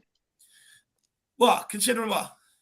Mason, see how he goes for the next few games. See if he's got some. No. See, people have a habit of this. Don't put words in my mouth. Don't ever bloody do that. And this isn't I'm not having a go at you, Paul. You know, by saying this, but a lot of people, like, you know, I say things and they take what they want out of it, or they haven't even let me get out what I wanted to say first. The thing is, when it comes to Mason, I do not want him here. And I've stated that. I was on Chris Cowlins the other night stating that as well. So I don't want anyone to tell me that I'm considering giving Mason a chance, because... Sorry, man. I wasn't trying to... No, I know that. That's what I'm saying that. I'm saying that. Because there will be people out there that will put the narrative out there. Dave wants Mason. I don't. The reality is... I want Mason. No, but look, the reality is, right, he's going to be considered for the job. So you have to have these sort of conversations. But look, you know, to be fair to Mason, you've got to give he's going to get the next 3 games. He is, before, you know, sort of he's told yay or nay. That's the reality of the situation. I don't want Mason near this job. He's nowhere near good enough for it or experienced for it enough, in my opinion. And I think he will be found wanting against many other the caliber of other Premier League managers around here. Now, you've got Lopetegui at Wolves, for God's sake. You know, look. Let's wait and see how we get on, William. When it comes to Villa today, you know, I have a sneaky suspicion we're going to get the job done, to be honest with you. I think you're right, man. I think you're right. If we can maintain that back line, and if Langley is recovered in time and we can play him instead of Eric Dyer, I think we have a real shot today. I do think we have a real shot. But look, I agree with you. If we don't beat Villa, a lot of the Mason talk, I think, will die out. And I think you're 100% on that. So let's wait and see what happens today, Mr. Kelly. Big yourself up. Do or die for Mason tonight, William Kelly. Battle for the Conference League, baby. That's what he's basically saying. It's do or die for Money Mason today. And then we've got Matthew with the big one, my man. I really appreciate that support, brother. I really, really do. Hopefully you haven't left yourself stuck or anything like that, my man. And he says, this is for the win against Villa today. Come on, you Spurs. I just hope we get the win now, my man. I hope we get the win. If not, you'll have to send me your details and I'll have to refund you or something like that, my man, if we don't get the win. But big up, Matthew. I really do appreciate the support, brother. Let me know what your score prediction is in the chat. Let me know how confident you are about today's game. Big up, Matthew, my man. I really appreciate it. Also, let me know where you're from, brother. Let me know in the chat where you're from along with that as well. So big yourself up, my man. Big up, Matthew. Jack, you want to say anything to Matthew? Matthew, I think we're going to have some good detailed questions today, later about, which sort of lineup we're going to be picking for, the likes of how we can get that sort of win today. I was on another channel last night and I was kind of, a little bit slaughtered, and in some regard for some of my opinions, thinking that we might stand some sort of chance. So I'm good to see that Dave is already happy clapping and is, on the hopium before even I am, today, which is nice to see. I'm not alone in that regard. The way that I sort of feel like, Matthew, just quickly, that I sort of defended the fact that Spurs at the end of the day, I feel like can score against anyone. We can concede to anything that moves. I mean, that is a given fact. Like we can concede 3-4 goals in a game quite easily, but we can also score 4 goals in a game quite easily. The fact that we still this season, I believe, stand 3rd or 4th in the league in sort of goals, for most goals scored.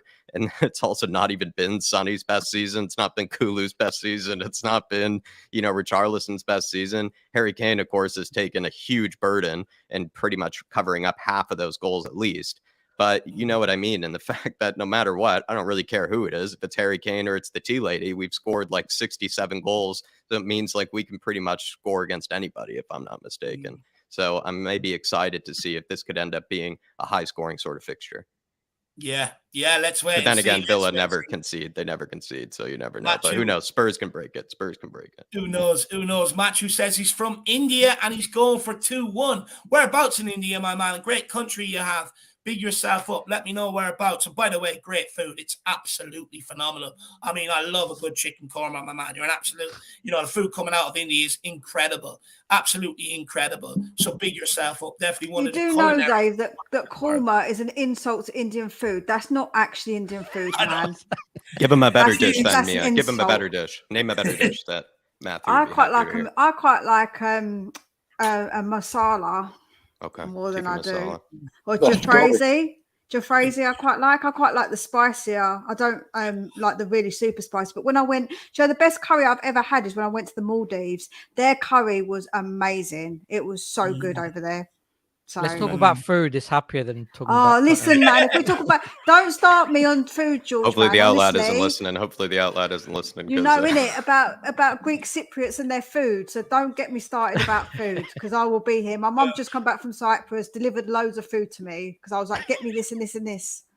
Love it. I'm getting hungry now. I need breakfast. But Matthew, let me know what your favourite curry is, my man. I'm a chicken korma, but I like the one based coconut milk based curries, my man. Big yourself up, brother.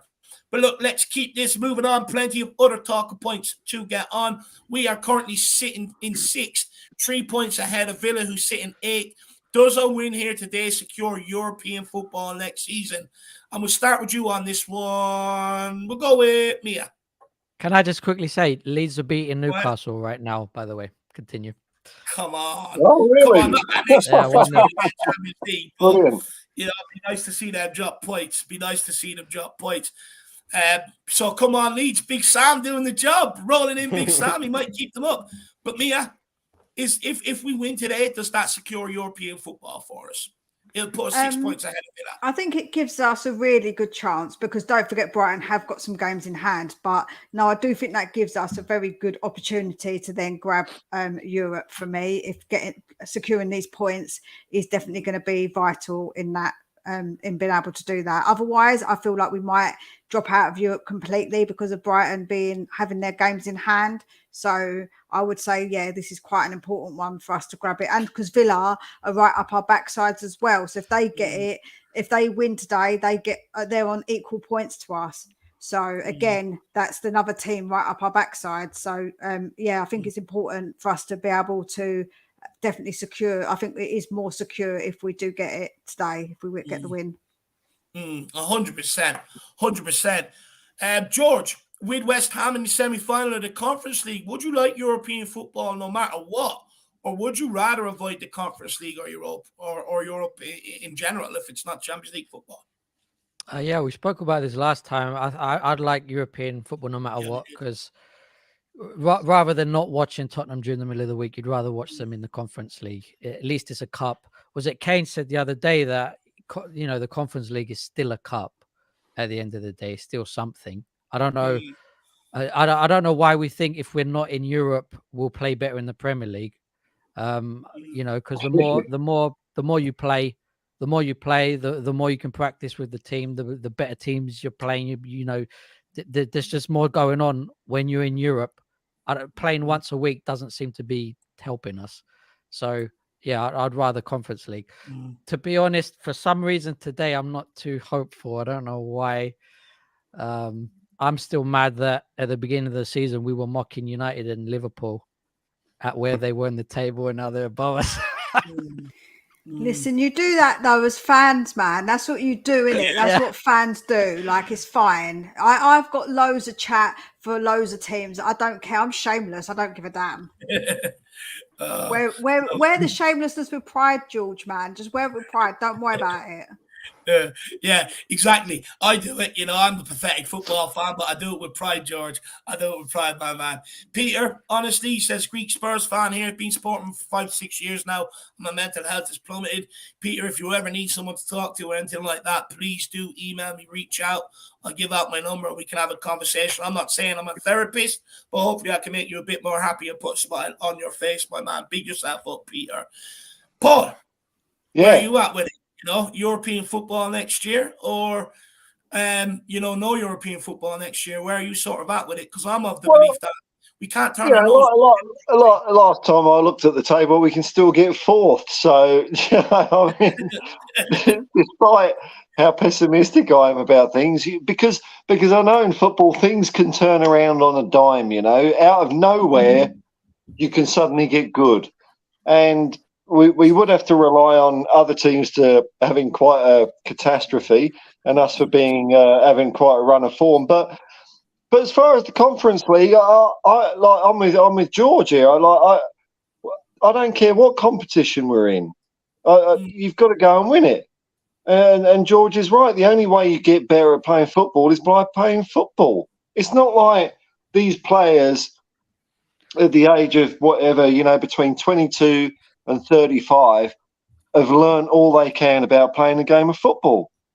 Practice makes perfect. So the only regret I have about the whole Conference League thing is that, you know, a few years ago, or actually it was over 20 years ago, the UEFA got rid of the Cup Winners' Cup precisely because the teams that were qualifying for the Cup Winners' Cup, since they expanded the Champions League at the, you know, top of the table, they were having to go down to the lower teams. And so they got rid of that, and now they brought in the Conference League, which has got the lower teams. So, you know, I think they should bring back the Cup Winners' Cup no matter what. But if Tottenham's in it, let's go for it, man. Use it as whatever experience and football and good times. And, you know, sometimes things like that forge players when you're having to go to, you know, Schittsburg or somewhere, and I'm not saying where that is in Europe, somewhere between Portugal and Russia, I don't know. And you got to go there on a stormy night and win a game of football. I mean, that's the stuff that dreams are made of, you know. So yeah, let's go for it. I think where the debate probably comes in is that many Spurs fans are just fed up of being rolled out. Like against part-time factory workers in NS Moore, we got rolled over. You know, Vitesse rolled over. You know, there's been a couple of Zagreb rolled over. And I think fans. Yeah, that's because we're shit. That's not because of the competition we're in.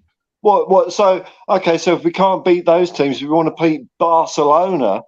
Yeah, it's part of the challenge is going to those places we've never heard of and going there and beat, because they're fired up for it. They're playing all sorts of dirty tricks to try and get under our skin, you know. This isn't like... Here's the thing though, Paul. It's not fans out there playing. It's players who are motivated by money and not motivated by trophies. Yeah, that's right. That's the problem, isn't it?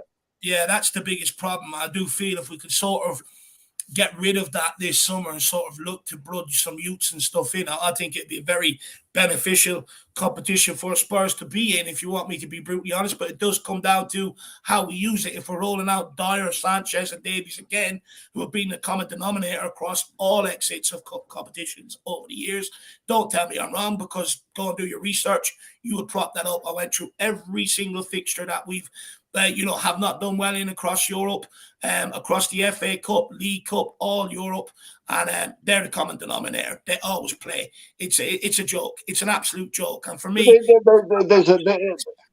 that's another example of money just screwing things up. I've been talking about money at the top level and all that, and it's corrupted players as well. Because you speak to any player from the 70s or 80s. And they would have played any game against any team, no matter what. They wouldn't have given a shit. Whereas now, oh, well, I'm only getting paid $5,000 for this game, whereas this game I'm getting paid $1 million for. It's ridiculous. Yeah, absolutely. Absolutely spot on. Jacko, will throw a question at you now, my man. So where are we? Jack, for me, I believe Mason has a massive call at left wing back today. Does he stick with the defensive stability of Ben Davies, or does he go with Perisic and look to create more going forward? This is a hard one, because last time we played Aston Villa, I feel like when we were at home, they didn't exactly come out and meet us, toe to toe. They pretty much put every man behind the ball, including, I feel like, Unai Emery's dog, his missus. Like, everybody was behind the ball that day to defend the goal. And will he do the same thing? I'm not sure. I think what recently he's been going for is pretty much just putting every possible central midfielder he has in his squad into the team. He seems to sort of love to overwhelm teams with a lot of midfielders, with a lot of hard work.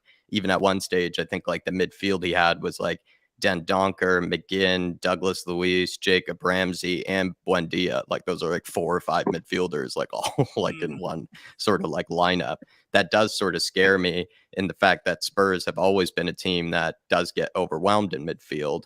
How do we counteract that? We probably counteract that by maybe just having better players on the ball ourselves. And I would probably lean towards maybe having a Perisic then, Dave. And also last time we did come up against Villa, we were really frustrated by the fact that they pretty much targeted those wide players of ours and kind of, knew that Emerson, as well as sort of Ben Davies or whoever, I think it was Emerson and Sessegnon on the day, that they knew that they weren't going to do any sort of damage from out there.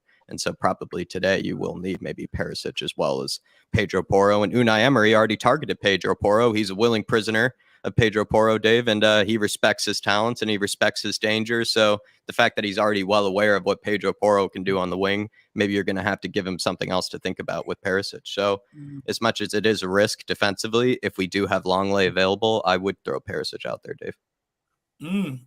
Interesting. Yeah, look, for me, it's dependent on Longley, though. Very dependent on Longley. I think if I would as well throw Perisic out there today. I just found, Ben Davies wanting a lot. And plus, I really want to see how good Romero, Lenglet, and Emerson really is. I want to see whether Lenglet can defend with Perisic high up the field, or does he just lack defensively in general? Because I don't think, with Dyer being beside him and Perisic there and how bad that defense has been this year, very hard to sort of get a gauge and a call on a situation like Lenglet. So I do want to see Perisic come in. I want to see if Lenglet can handle it, just like Emerson did on the other side. But look, we're going to move on to another point. And look, we'll keep with you on this one, Jack, and we'll go around the whole panel, because I've no doubt everyone will want to have a say on this one. Emerson Royal was brilliant versus Palace and has already gone from right back under Nuno to right wing back under Conte. Is Emerson capable of making the transition from right wing back to right-sided centre back? I'll keep it quick. I'll keep it quick and brief. Emerson, I think, has made a very good transition towards right wing back. He has a lot of, he has a lot to work on when it comes to going forward, but he started to show that he was much better than Doherty. He was showing that he was much better than Serge Aurier. He was showing that he was much better than even Jed Spence, as sad as it may be, because Jed Spence wasn't really given a proper chance. But I just feel like Emerson has proven a lot of his doubters wrong. He's shown that he can adapt to a position that was very uncomfortable for him. So maybe he can adapt to a position that's kind of sort of suiting his strengths, to some degree, where he is a very defensively competent sort of player. My only worry, though, is, Dave, and I would say this like in this fact that I feel like Emerson's best attributes are the fact that he has those legs, he has that stamina. And if you put him at center back, are you kind of missing that? So I feel like he can make the transition, but I'm a little worried at the same time. Interesting. Big up SD. Hopefully you're keeping well. Mia, where are you on it? Do you think Emerson could play that right-sided centre-back? Because, look, this is something that people have suggested to me in the past, but I've sort of not backed because on the ball I didn't think he was ready. But, look, to be fair to the guy, he has sort of improved that. Do you think he is capable of playing there maybe long-term? I think he's capable, definitely. I think that I was the same as you, Dave. I said, I have my reservations. He hasn't done it. I would just chuck him in unless he's been sort of drilled into doing it. And obviously Mason has managed to do that. And I thought he was really good because he has got that defensive mindedness to do it. And I see what Jack's saying, but the fact is, Jack, is going forward, he just hasn't got that end product a lot of the time. So yes, he's got the strength and the stamina and that, but he doesn't always use that to the best of his abilities anyway. The best of his abilities are more defensively. So Scored against I think Chelsea. I understand. Yeah, okay, he scores against Chelsea, but obviously what I'm trying to say, that's not like a regular occurrence, you know. I just think he was offering more going forward than all the other ones that he was competing with, is maybe what I'm trying to say. Until I do get that, but I think that now we have got like a Porro. I think that he offers more going forward because he's got that ball. Oh my gosh, the balls he can deliver in comparison to Emerson. So I would rather see an Emerson play a more defensive role and have Porro doing the more of the obviously going forward and all that, because I think he's better at it personally. What do you think when we had Romero next to him or when we had Emerson next to Romero and then Porro next to Romero? It did sort of feel like Porro, like we said, had a lot, maybe more to work on sort of defensively, because he was getting us goals like going forward, like he was helping us out creatively, but he was also costing us goals defensively. And that's where I feel like Emerson has sort of that better foundation always to build on, because he's a solid defensive player. And then sort of the other things he can kind of flesh out. I'm not doubting Porro at all, but I do feel like Emerson has that, just sort of solid foundation of being, like a defensive, kind of fullback, which is good to work with, I think, for the most part. I just want to take this comment here from Checkmate 734, and I want to make this perfectly clear to everybody else out there. Okay, he says, it's okay for Dave and Flatcap to sit here online in their comfort of their own homes whilst they bang the drum for change, which at least we're doing, by the way. The people I feel bad for are the ones spending their money today to go there. First of all, credit to the people that are spending their own money to go there. Yeah, I don't think you realize, Checkmate, I have a fucking big ocean in front of me between me and the UK. How do you expect me to get there for all of these? I can't. There's nothing I can do. I live in Ireland. Jack lives in USA. Nia lives miles away. George lives in Cyprus. Paul lives in Australia. What do you want us to do? Ask me that. I'm getting pissed off with this shit. I'm getting pissed off with these comments about sitting here, this, that, and the other. There's a bloody ocean there, and I'm not the best of swimmers. So what the fuck do people want me to do more than what I'm already trying to fucking do? I'm fed up with this shit. I've had enough of it. Jesus. No. Understand where I live before you make these bloody ridiculous comments. But sorry, go on. But you know what I would say? You know what, Dave, and it really annoys me because I suspect, Checkmate, that I was a season ticket at White Hart Lane before you were shitting yellow, son. And as far as I'm concerned, there is no like ranking of Spurs fans to me. If anyone says "Come on, you Spurs," they're a Spurs fan. That's it. Whether it's spending money or not, it's where your heart is. There's some really good American channels that, for some crazy reason, are supporting Tottenham. And as far as I'm concerned, they're a bigger Tottenham fan as me.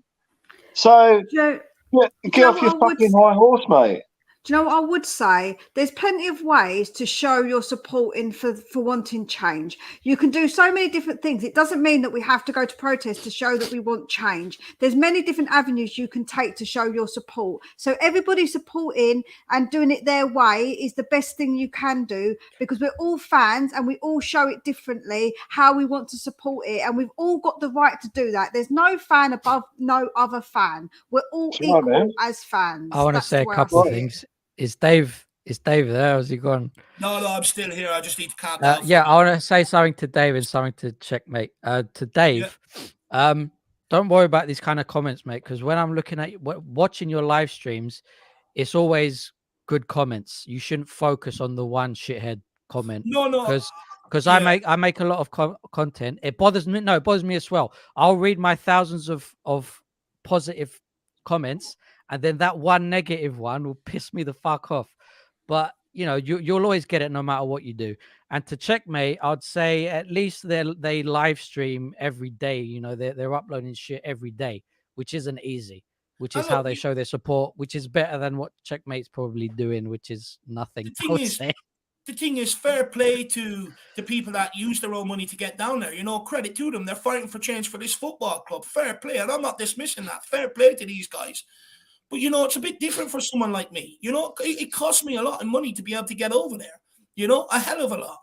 And it's sort of like, I just don't understand. No, it's not just that. It's it's a patronising tone in that comment, man, And why is it aimed at me? There's plenty more. The ground holds 60,000 people. Same to you, because you're the one streaming right now. There's people that live a lot closer that don't go, but it's being aimed at me, and I'm fucking fed up with it. Don't take it personally, mate. No, I'm not. I'm just fed up with this notion where people are saying, Dave, you need to do more. What do you want me to do? I'm not over there. It's sort of like what you're doing is harder anyway. The fact that you're constantly making content, the amount of hours you spend on Tottenham is more than someone who goes to the stadium once a week. Yeah. Once Look, every I 2 probably weeks, shouldn't get so annoyed about it. It just does wind me up. It's I live in Ireland. What sort of comment is that to make? You know what I mean? What do you want me to do? It's not like I'm going to every single home game where, I could take my time out my day to go and do it. I live in a different country. It's madness. But anyway, back I agree with you, George, and that's one of the reasons that I really enjoy this channel is that Dave and Jack do a really good job of all, because I read the comments as they're coming and there's loads of negative stuff and they ignore it. But now and then you've just got to give these fuckers a tap on the head and just say, fuck off, man, just once in a while. Just it's not a feature of this channel. There's some channels that this is a feature of, but I respect Dave for just picking one and just saying, hang the fuck on, mate,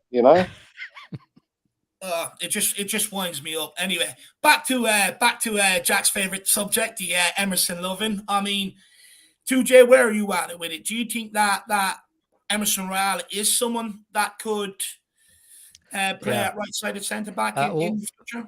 First of all, I'd rather have Emerson than Tanganga, which is what we've got. I'd rather have Emerson as Porro as in that position, because Porro to me is just not good enough in defence. And I like the way we set up against Crystal Palace, because we had Emerson at right back. We had Porro ahead of him. Yeah. And I think that's a perfect combination down the right, because Emerson is better at defending. Porro's better at attacking. They can overlap in certain situations. So I think where we're at now is good. I'm happy. I was happy with Emerson over Doherty as well.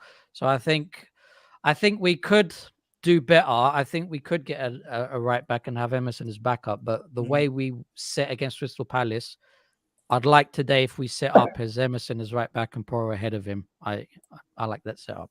And because we were talking about Davis before, I think Davis is better at defending. Perisic is better at attacking.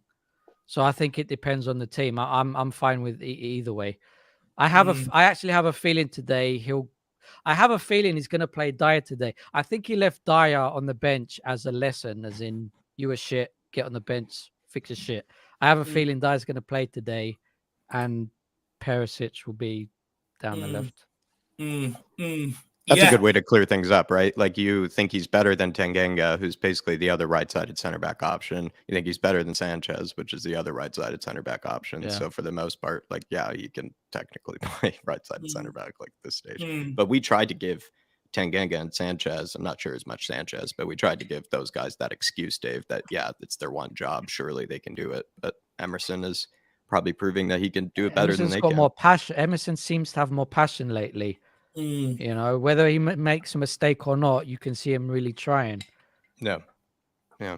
Yeah. And like David said, I think he has gotten better on the ball recently. Yeah, he has. He spent money to improve himself in terms of the mental aspect. Got and an stuff. oxygen tank. He's got a He's recovery doing- chamber, Dave. You got to check it out. You got to go for it. Oh, I love it. I love it. But look, let's move on, and we'll throw another question at you there, Paul. Just on the Ben Davies Perisic thing. To me, it's like a question: would I rather cut my old chap off with a butter knife or a bandsaw? Well, yeah, I'll take the bandsaw, but at the end of the day, neither's like brilliant, is it? You know. True. A score update. Newcastle have just scored a penalty. Leeds actually missed their penalty as well. So they had a pen, missed it, and then Bamford Newcastle missed it. That's hilarious. Yeah, and then they've just scored on a pen. Interesting. Spurs Talk Show. Big up, Shawnee. Hopefully you're keeping well. I don't know what the situation is, whether you want to join us for the watch along today or not. I understand. If not, everyone in the comments, big up Sean, feeling a bit under the weather today. So Evan, maybe let's pick him up by giving him a big up in the comments. Big up, Shawnee. Good to see you, my man. Get your flip-flops waving for Shawnee. Take the Havanas off the feet. I love it. Paul, Richarlison showed his battling qualities against Palace, but for me, his link-up play was poor. Does he deserve to keep his place in the team, or should Kulusevski come back in today? Because he's also been poor. This is where I bring too much emotion into it, because for me, Richarlison is a serial shirt swapper. After we got, I mean, who would want a reminder of the Newcastle game? Who would be laughing and smiling with other players? How you going? Let's swap Instagrams. Follow me, I'll follow you. And he did it after the Liverpool game, and like. Look, for me, like when he scored that goal against Liverpool, which was an equaliser, and he went off his tits. I mean, I get it that he hasn't scored a goal. That pissed me the fuck off, by the way. Can I say something on that? Sorry? That pissed me the fuck off what Richarlison did. On that note, remember last season when we were 2-1 down against Leicester, and Bergwijn scored in literally the last minute. He equalised in the last minute. Right, and instead of celebrating, he picked up the ball, ran to the spot, and we scored again. Whereas with Liverpool, we equalised with 3 minutes left on the clock, and he's taking off his shirt and running and celebrating. And I was screaming at the telly, "Go get the fucking ball and run back to the circle," because the momentum was for us. The fact that he did that just shows psychologically where he's at, and it really pissed me off. And I think around that time, George, I might be wrong this, but it was shortly after that I think maybe Arsenal came back from behind and drew with maybe someone like Crystal Palace or someone Palace. Like it was Palace, and they celebrated like they'd won the World Cup. Yeah, and we were all going, "Oh, bloody Arsenal celebrating a draw." Yeah. And that's what Richarlison did. And he should have done exactly what you said. Grab the ball, okay, thank you, but grab the ball, get back and go again. Yeah. So he's too individual for me. After that, he still swapped his shirt as well. And he swapped the shirt after Liverpool. Yeah. And I'll tell you what, like Steve Perryman's last podcast, if no one's seen it, you have to search on YouTube Steve Perryman podcast, and you have to see what he's our longest serving player. He's an incredible captain, brilliant defender. And he Spurs through and through, and you could see he was just gutted by the whole bloody thing. And one of the things he picked up on was swapping shirts. And he put it really simply. He said, "Who's setting the tone at Tottenham? Because at Tottenham, we don't do that." That's all you've got to know, isn't it? At Tottenham, we don't do that. But no one's saying that to the players. I honestly think if Son or Kane had scored, they would have picked up the ball. I think the I way think so, Richarlison man. ran off, they just celebrated with him, you know. So, yeah, I mean, look, I don't know. I don't know. Fucking hell, man. It's like, it's the bandsaw and the butter knife again, isn't it? I don't know. But they're completely different Dan players, aren't Juma, they? put him on instead of the pair of them. I don't know. Well, what about, have we got any youngster? Where does Alfie Devine play? There's no point going there. Dan Juma's not even getting a chance, and he's not going to give a chance to a young, you know. I don't know. Well, look, we'll go around the houses. I've got one more question, and we'll also get your score prediction and let you plug what you need to plug as we go around. And that question is: Emilio Martinez looks like he does want out of Aston Villa this summer, so he will be a keeper on the market. Jack, we'll start with you. Do you want? Would you take Emilio Martinez in here as number one? Oh, actually, sorry. Yes, quickly. I kept this. Yes. So for this, he says, "How about Emi Martinez for goalkeeper?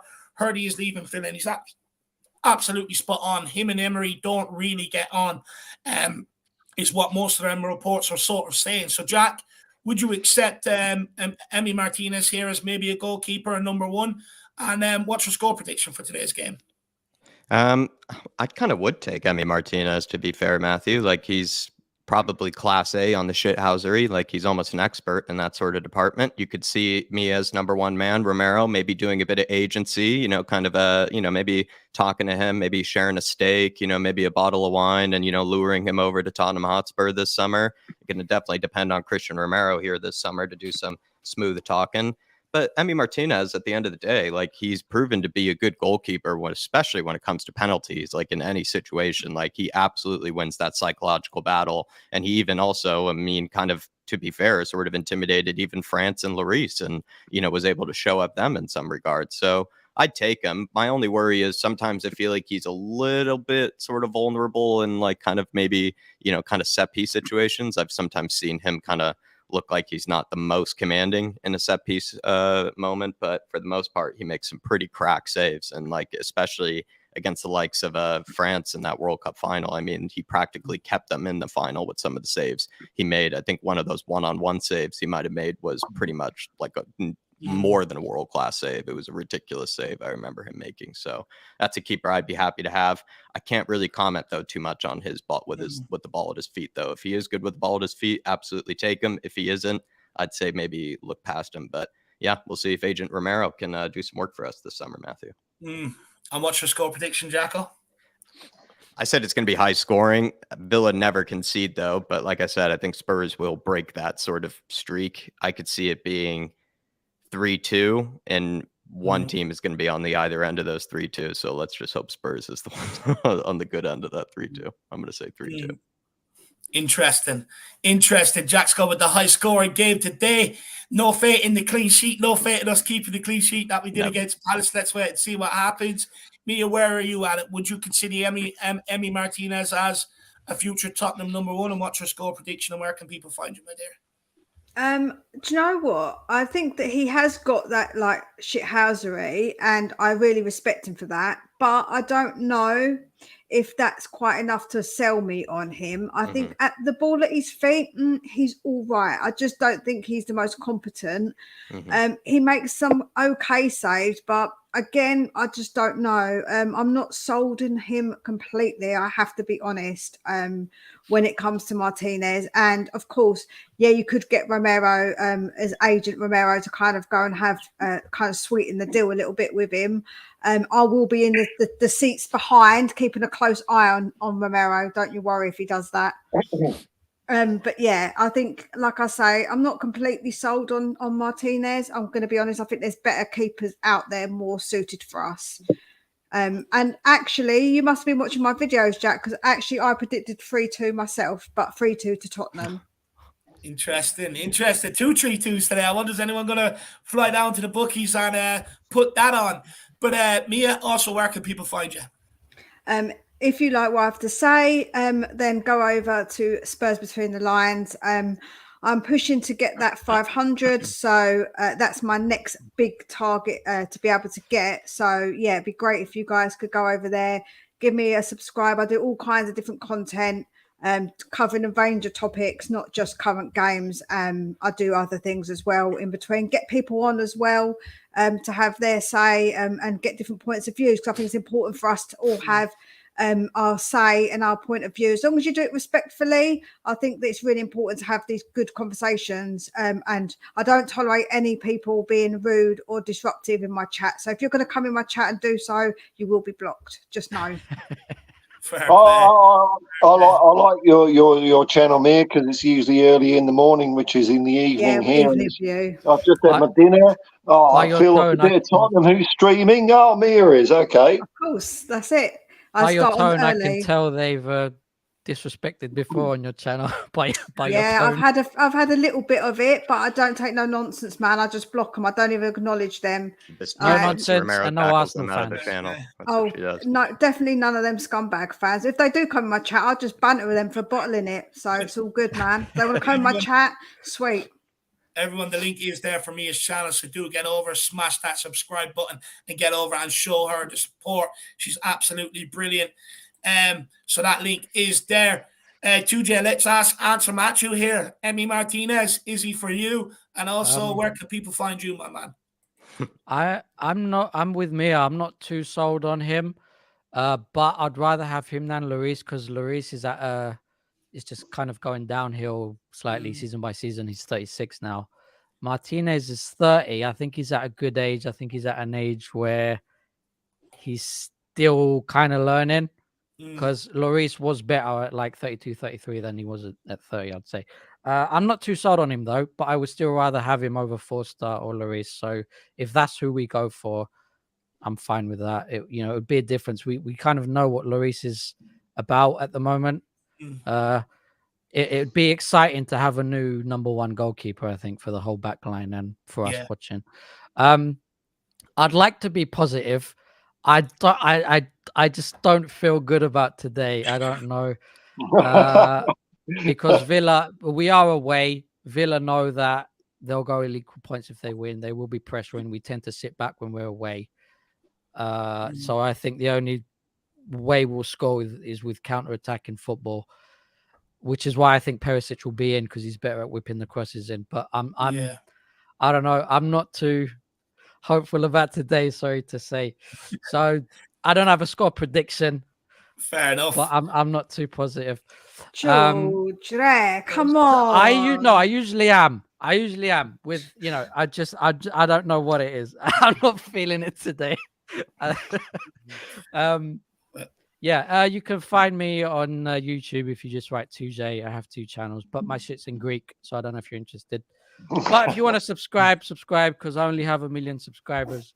So listen, if you don't speak Greek, go on the apps and learn how to speak Greek, and then you can go and watch it, innit? That's the way to do it, George. Yeah. Thank you, CJ. My channel's got nothing to do with football. It's like just Greek comedy, something completely different. Thank you, George. Though, thanks for being a Spurs fan, man, and thanks for dipping into your side interests, for us, and coming on. Thank you, George. I made a video early today, so I could manage to hop onto this. Yeah. Fair play to you, and I appreciate that. I really do appreciate that. Everybody, like Mia's link, 2J's link is also there, so get over, smash the subscribe button, and give him a little bit of support, or the little bit that we can give him. He's already got all the support in the world, but look, let's give him a little bit more. Paul, back to you. Let's give Matthew an answer. And by the way, Matthew, really appreciate the super chat. Also, let me know in the comments, do you want Martinez in charge or not in charge? Do you want him as the new number one? I'm suggesting you do because you put his name forward. Let me know, my man. But Paul, where are you at with Emi Martinez? Would you take him? And also, absolutely. Because one thing you know about Martin is at the very highest level, when the stakes can't be any higher in football, he'll do his best and probably won't let you down. Yeah. So he's got the bottle, and he didn't just do it at the World Cup. He did it in the South American Championships as well. Yeah. He absolutely psyched out the opposition on a couple of occasions. So my only question mark over him would be, like he performs at that level when it's important, when the stakes are high. Can Tottenham give him games where those stakes are that high that brings out that in him? You know, More so than Aston Villa. Sorry, more so than Aston Villa, I would think. Yeah, maybe so, but you know, he seems to be a character that thrives on, I don't know, adversity. The higher the stakes, the better he gets. I mean, that saving the World Cup he did at the death of the. I mean, that was ridiculous. There was no. I mean, that was insane, wasn't it? So, yeah, you want that guy in your goal. Yeah, I'd be well behind him for sure. And as for the prediction tonight, you know, I came out of the Crystal Palace game a bit optimistic, and I'm even more optimistic now because let's face it, it's only Aston Villa, isn't it? I mean, what have they done? You know, so I reckon 4-0 to Tottenham. Come on, you Spurs, easy game. Paul's gone big today. He's gone absolutely big. Love that, Paul. Love that. Mine won't be as big, let me just tell you that. But Matt Chewy also says we want some shithousery in this team, make the rivals frustrated. And look, for me, that's sort of one reason why I do want Emi Martinez. I think he'll fit right in with Emerson, Porro, Romero, Richarlison. I like that sort of culture that we've going on there. You see them fist pumping each other, high-fiving each other, shithousery galore. And I think Emi Martinez would come in and maybe enhance that and bring it more to the fore. So for me, do you know what? Why not replace one World Cup winning goalkeeper with another World Cup winning goalkeeper? Why not? Makes sense. When you put it like that, David, it makes perfect sense, doesn't it? I hope so. But big up, Matthew. Really appreciate the support, my man. Absolute legend. Really do appreciate it, brother. And then we've got this here from William Kelly. And he says, me and my partner met up with Davey in Ireland. And I can tell you that Davey is a legend. He would not let us pay for lunch, which shows the measure of the man. Davey, you do more for Tottenham fans than most do. Yeah, look, I appreciate that, William. First of all, it was an absolute pleasure to meet up with you and the new woman. By the way, congratulations on your engagement as well. I wish you a long, healthy marriage, my man. So big yourself up. Yeah, look, I'll leave that up to the fan base to decide whether they think I'm doing more than enough for Tottenham fans. I'm not going to sit here and decide that. I'll leave that up to the fan base. But William Kelly, thank you so much, brother, and really appreciate the support. Did the missus enjoy, his tour of the homeland? Do you think he was a good tour guide for the missus, Dave? I mean, he was in nearly all 32 counties, Jack. So I would say yes. She got a thorough, comb through of the homeland is what I will say. But William, big yourself up, my man. I really do appreciate the support. And like I said, make sure I'm on that stand doing that wedding. Big yourself up, William. Look, for me, my score prediction, I'm going to go 2-0 Tottenham today. I'm going to try and give some faith to Emerson, to Romero, Langley. I want to believe that they can roll out and do it again. So I'm going to go 2-0 Tottenham today. If you see Dyer in, are you still going for a 2-0? No, if Dyer comes in, we're losing. No, we're fine. We're losing. If Dyer comes in, we're losing. For sure. Who's scoring, David? I'm going to go with Harry Kane with one, and I'm also going to go with Sonny with the other. Harry Kane has got the majority of our away goals this season. Sonny's starting to pick up a bit of form, so I feel like, he might also bag one. And like Tuja said earlier, might see him running over to Mason and celebrating. But look, guys, that's it from us over here at the Irish Hotspur until the watch long. Hopefully we see you all back here at 2:30 to join us for the match. I want to say a massive thank you to Mia, to George, and to Paul for giving up their time for coming on this morning. I really do appreciate it. I know you guys are all very, very busy, so thank you very much for your time. And also Jack getting out of bed nice and early, I think at 6:30 this morning. Thank you, Dave. You did a great job hosting today. I think you got through, I think, as many questions as you could. You got everybody's opinion, and it was a big, it's an anxious day. It's the battle for the Conference League, Dave. Lives. It's everything depends on today. So well done. It's sad that we're not. Go on. Can I say one more thing, right? In the chat, we all respect everyone's got different opinions, but Dave and Jack do a really good job. They're on here for hours upon end sometimes. So if you've got nothing nice to say, as my mum says, don't bloody well say it. I think they're arseholes. Look, it is what it is. You're never going to please everybody. You know, you're never going to please everybody. But look, that's it from me. Hopefully the away fans get the win that they're travelling down to see today. You know, they've been against Newcastle, let down. Liverpool, let down. Hopefully today is a little bit different for these Since guys. February, they've been let down, man.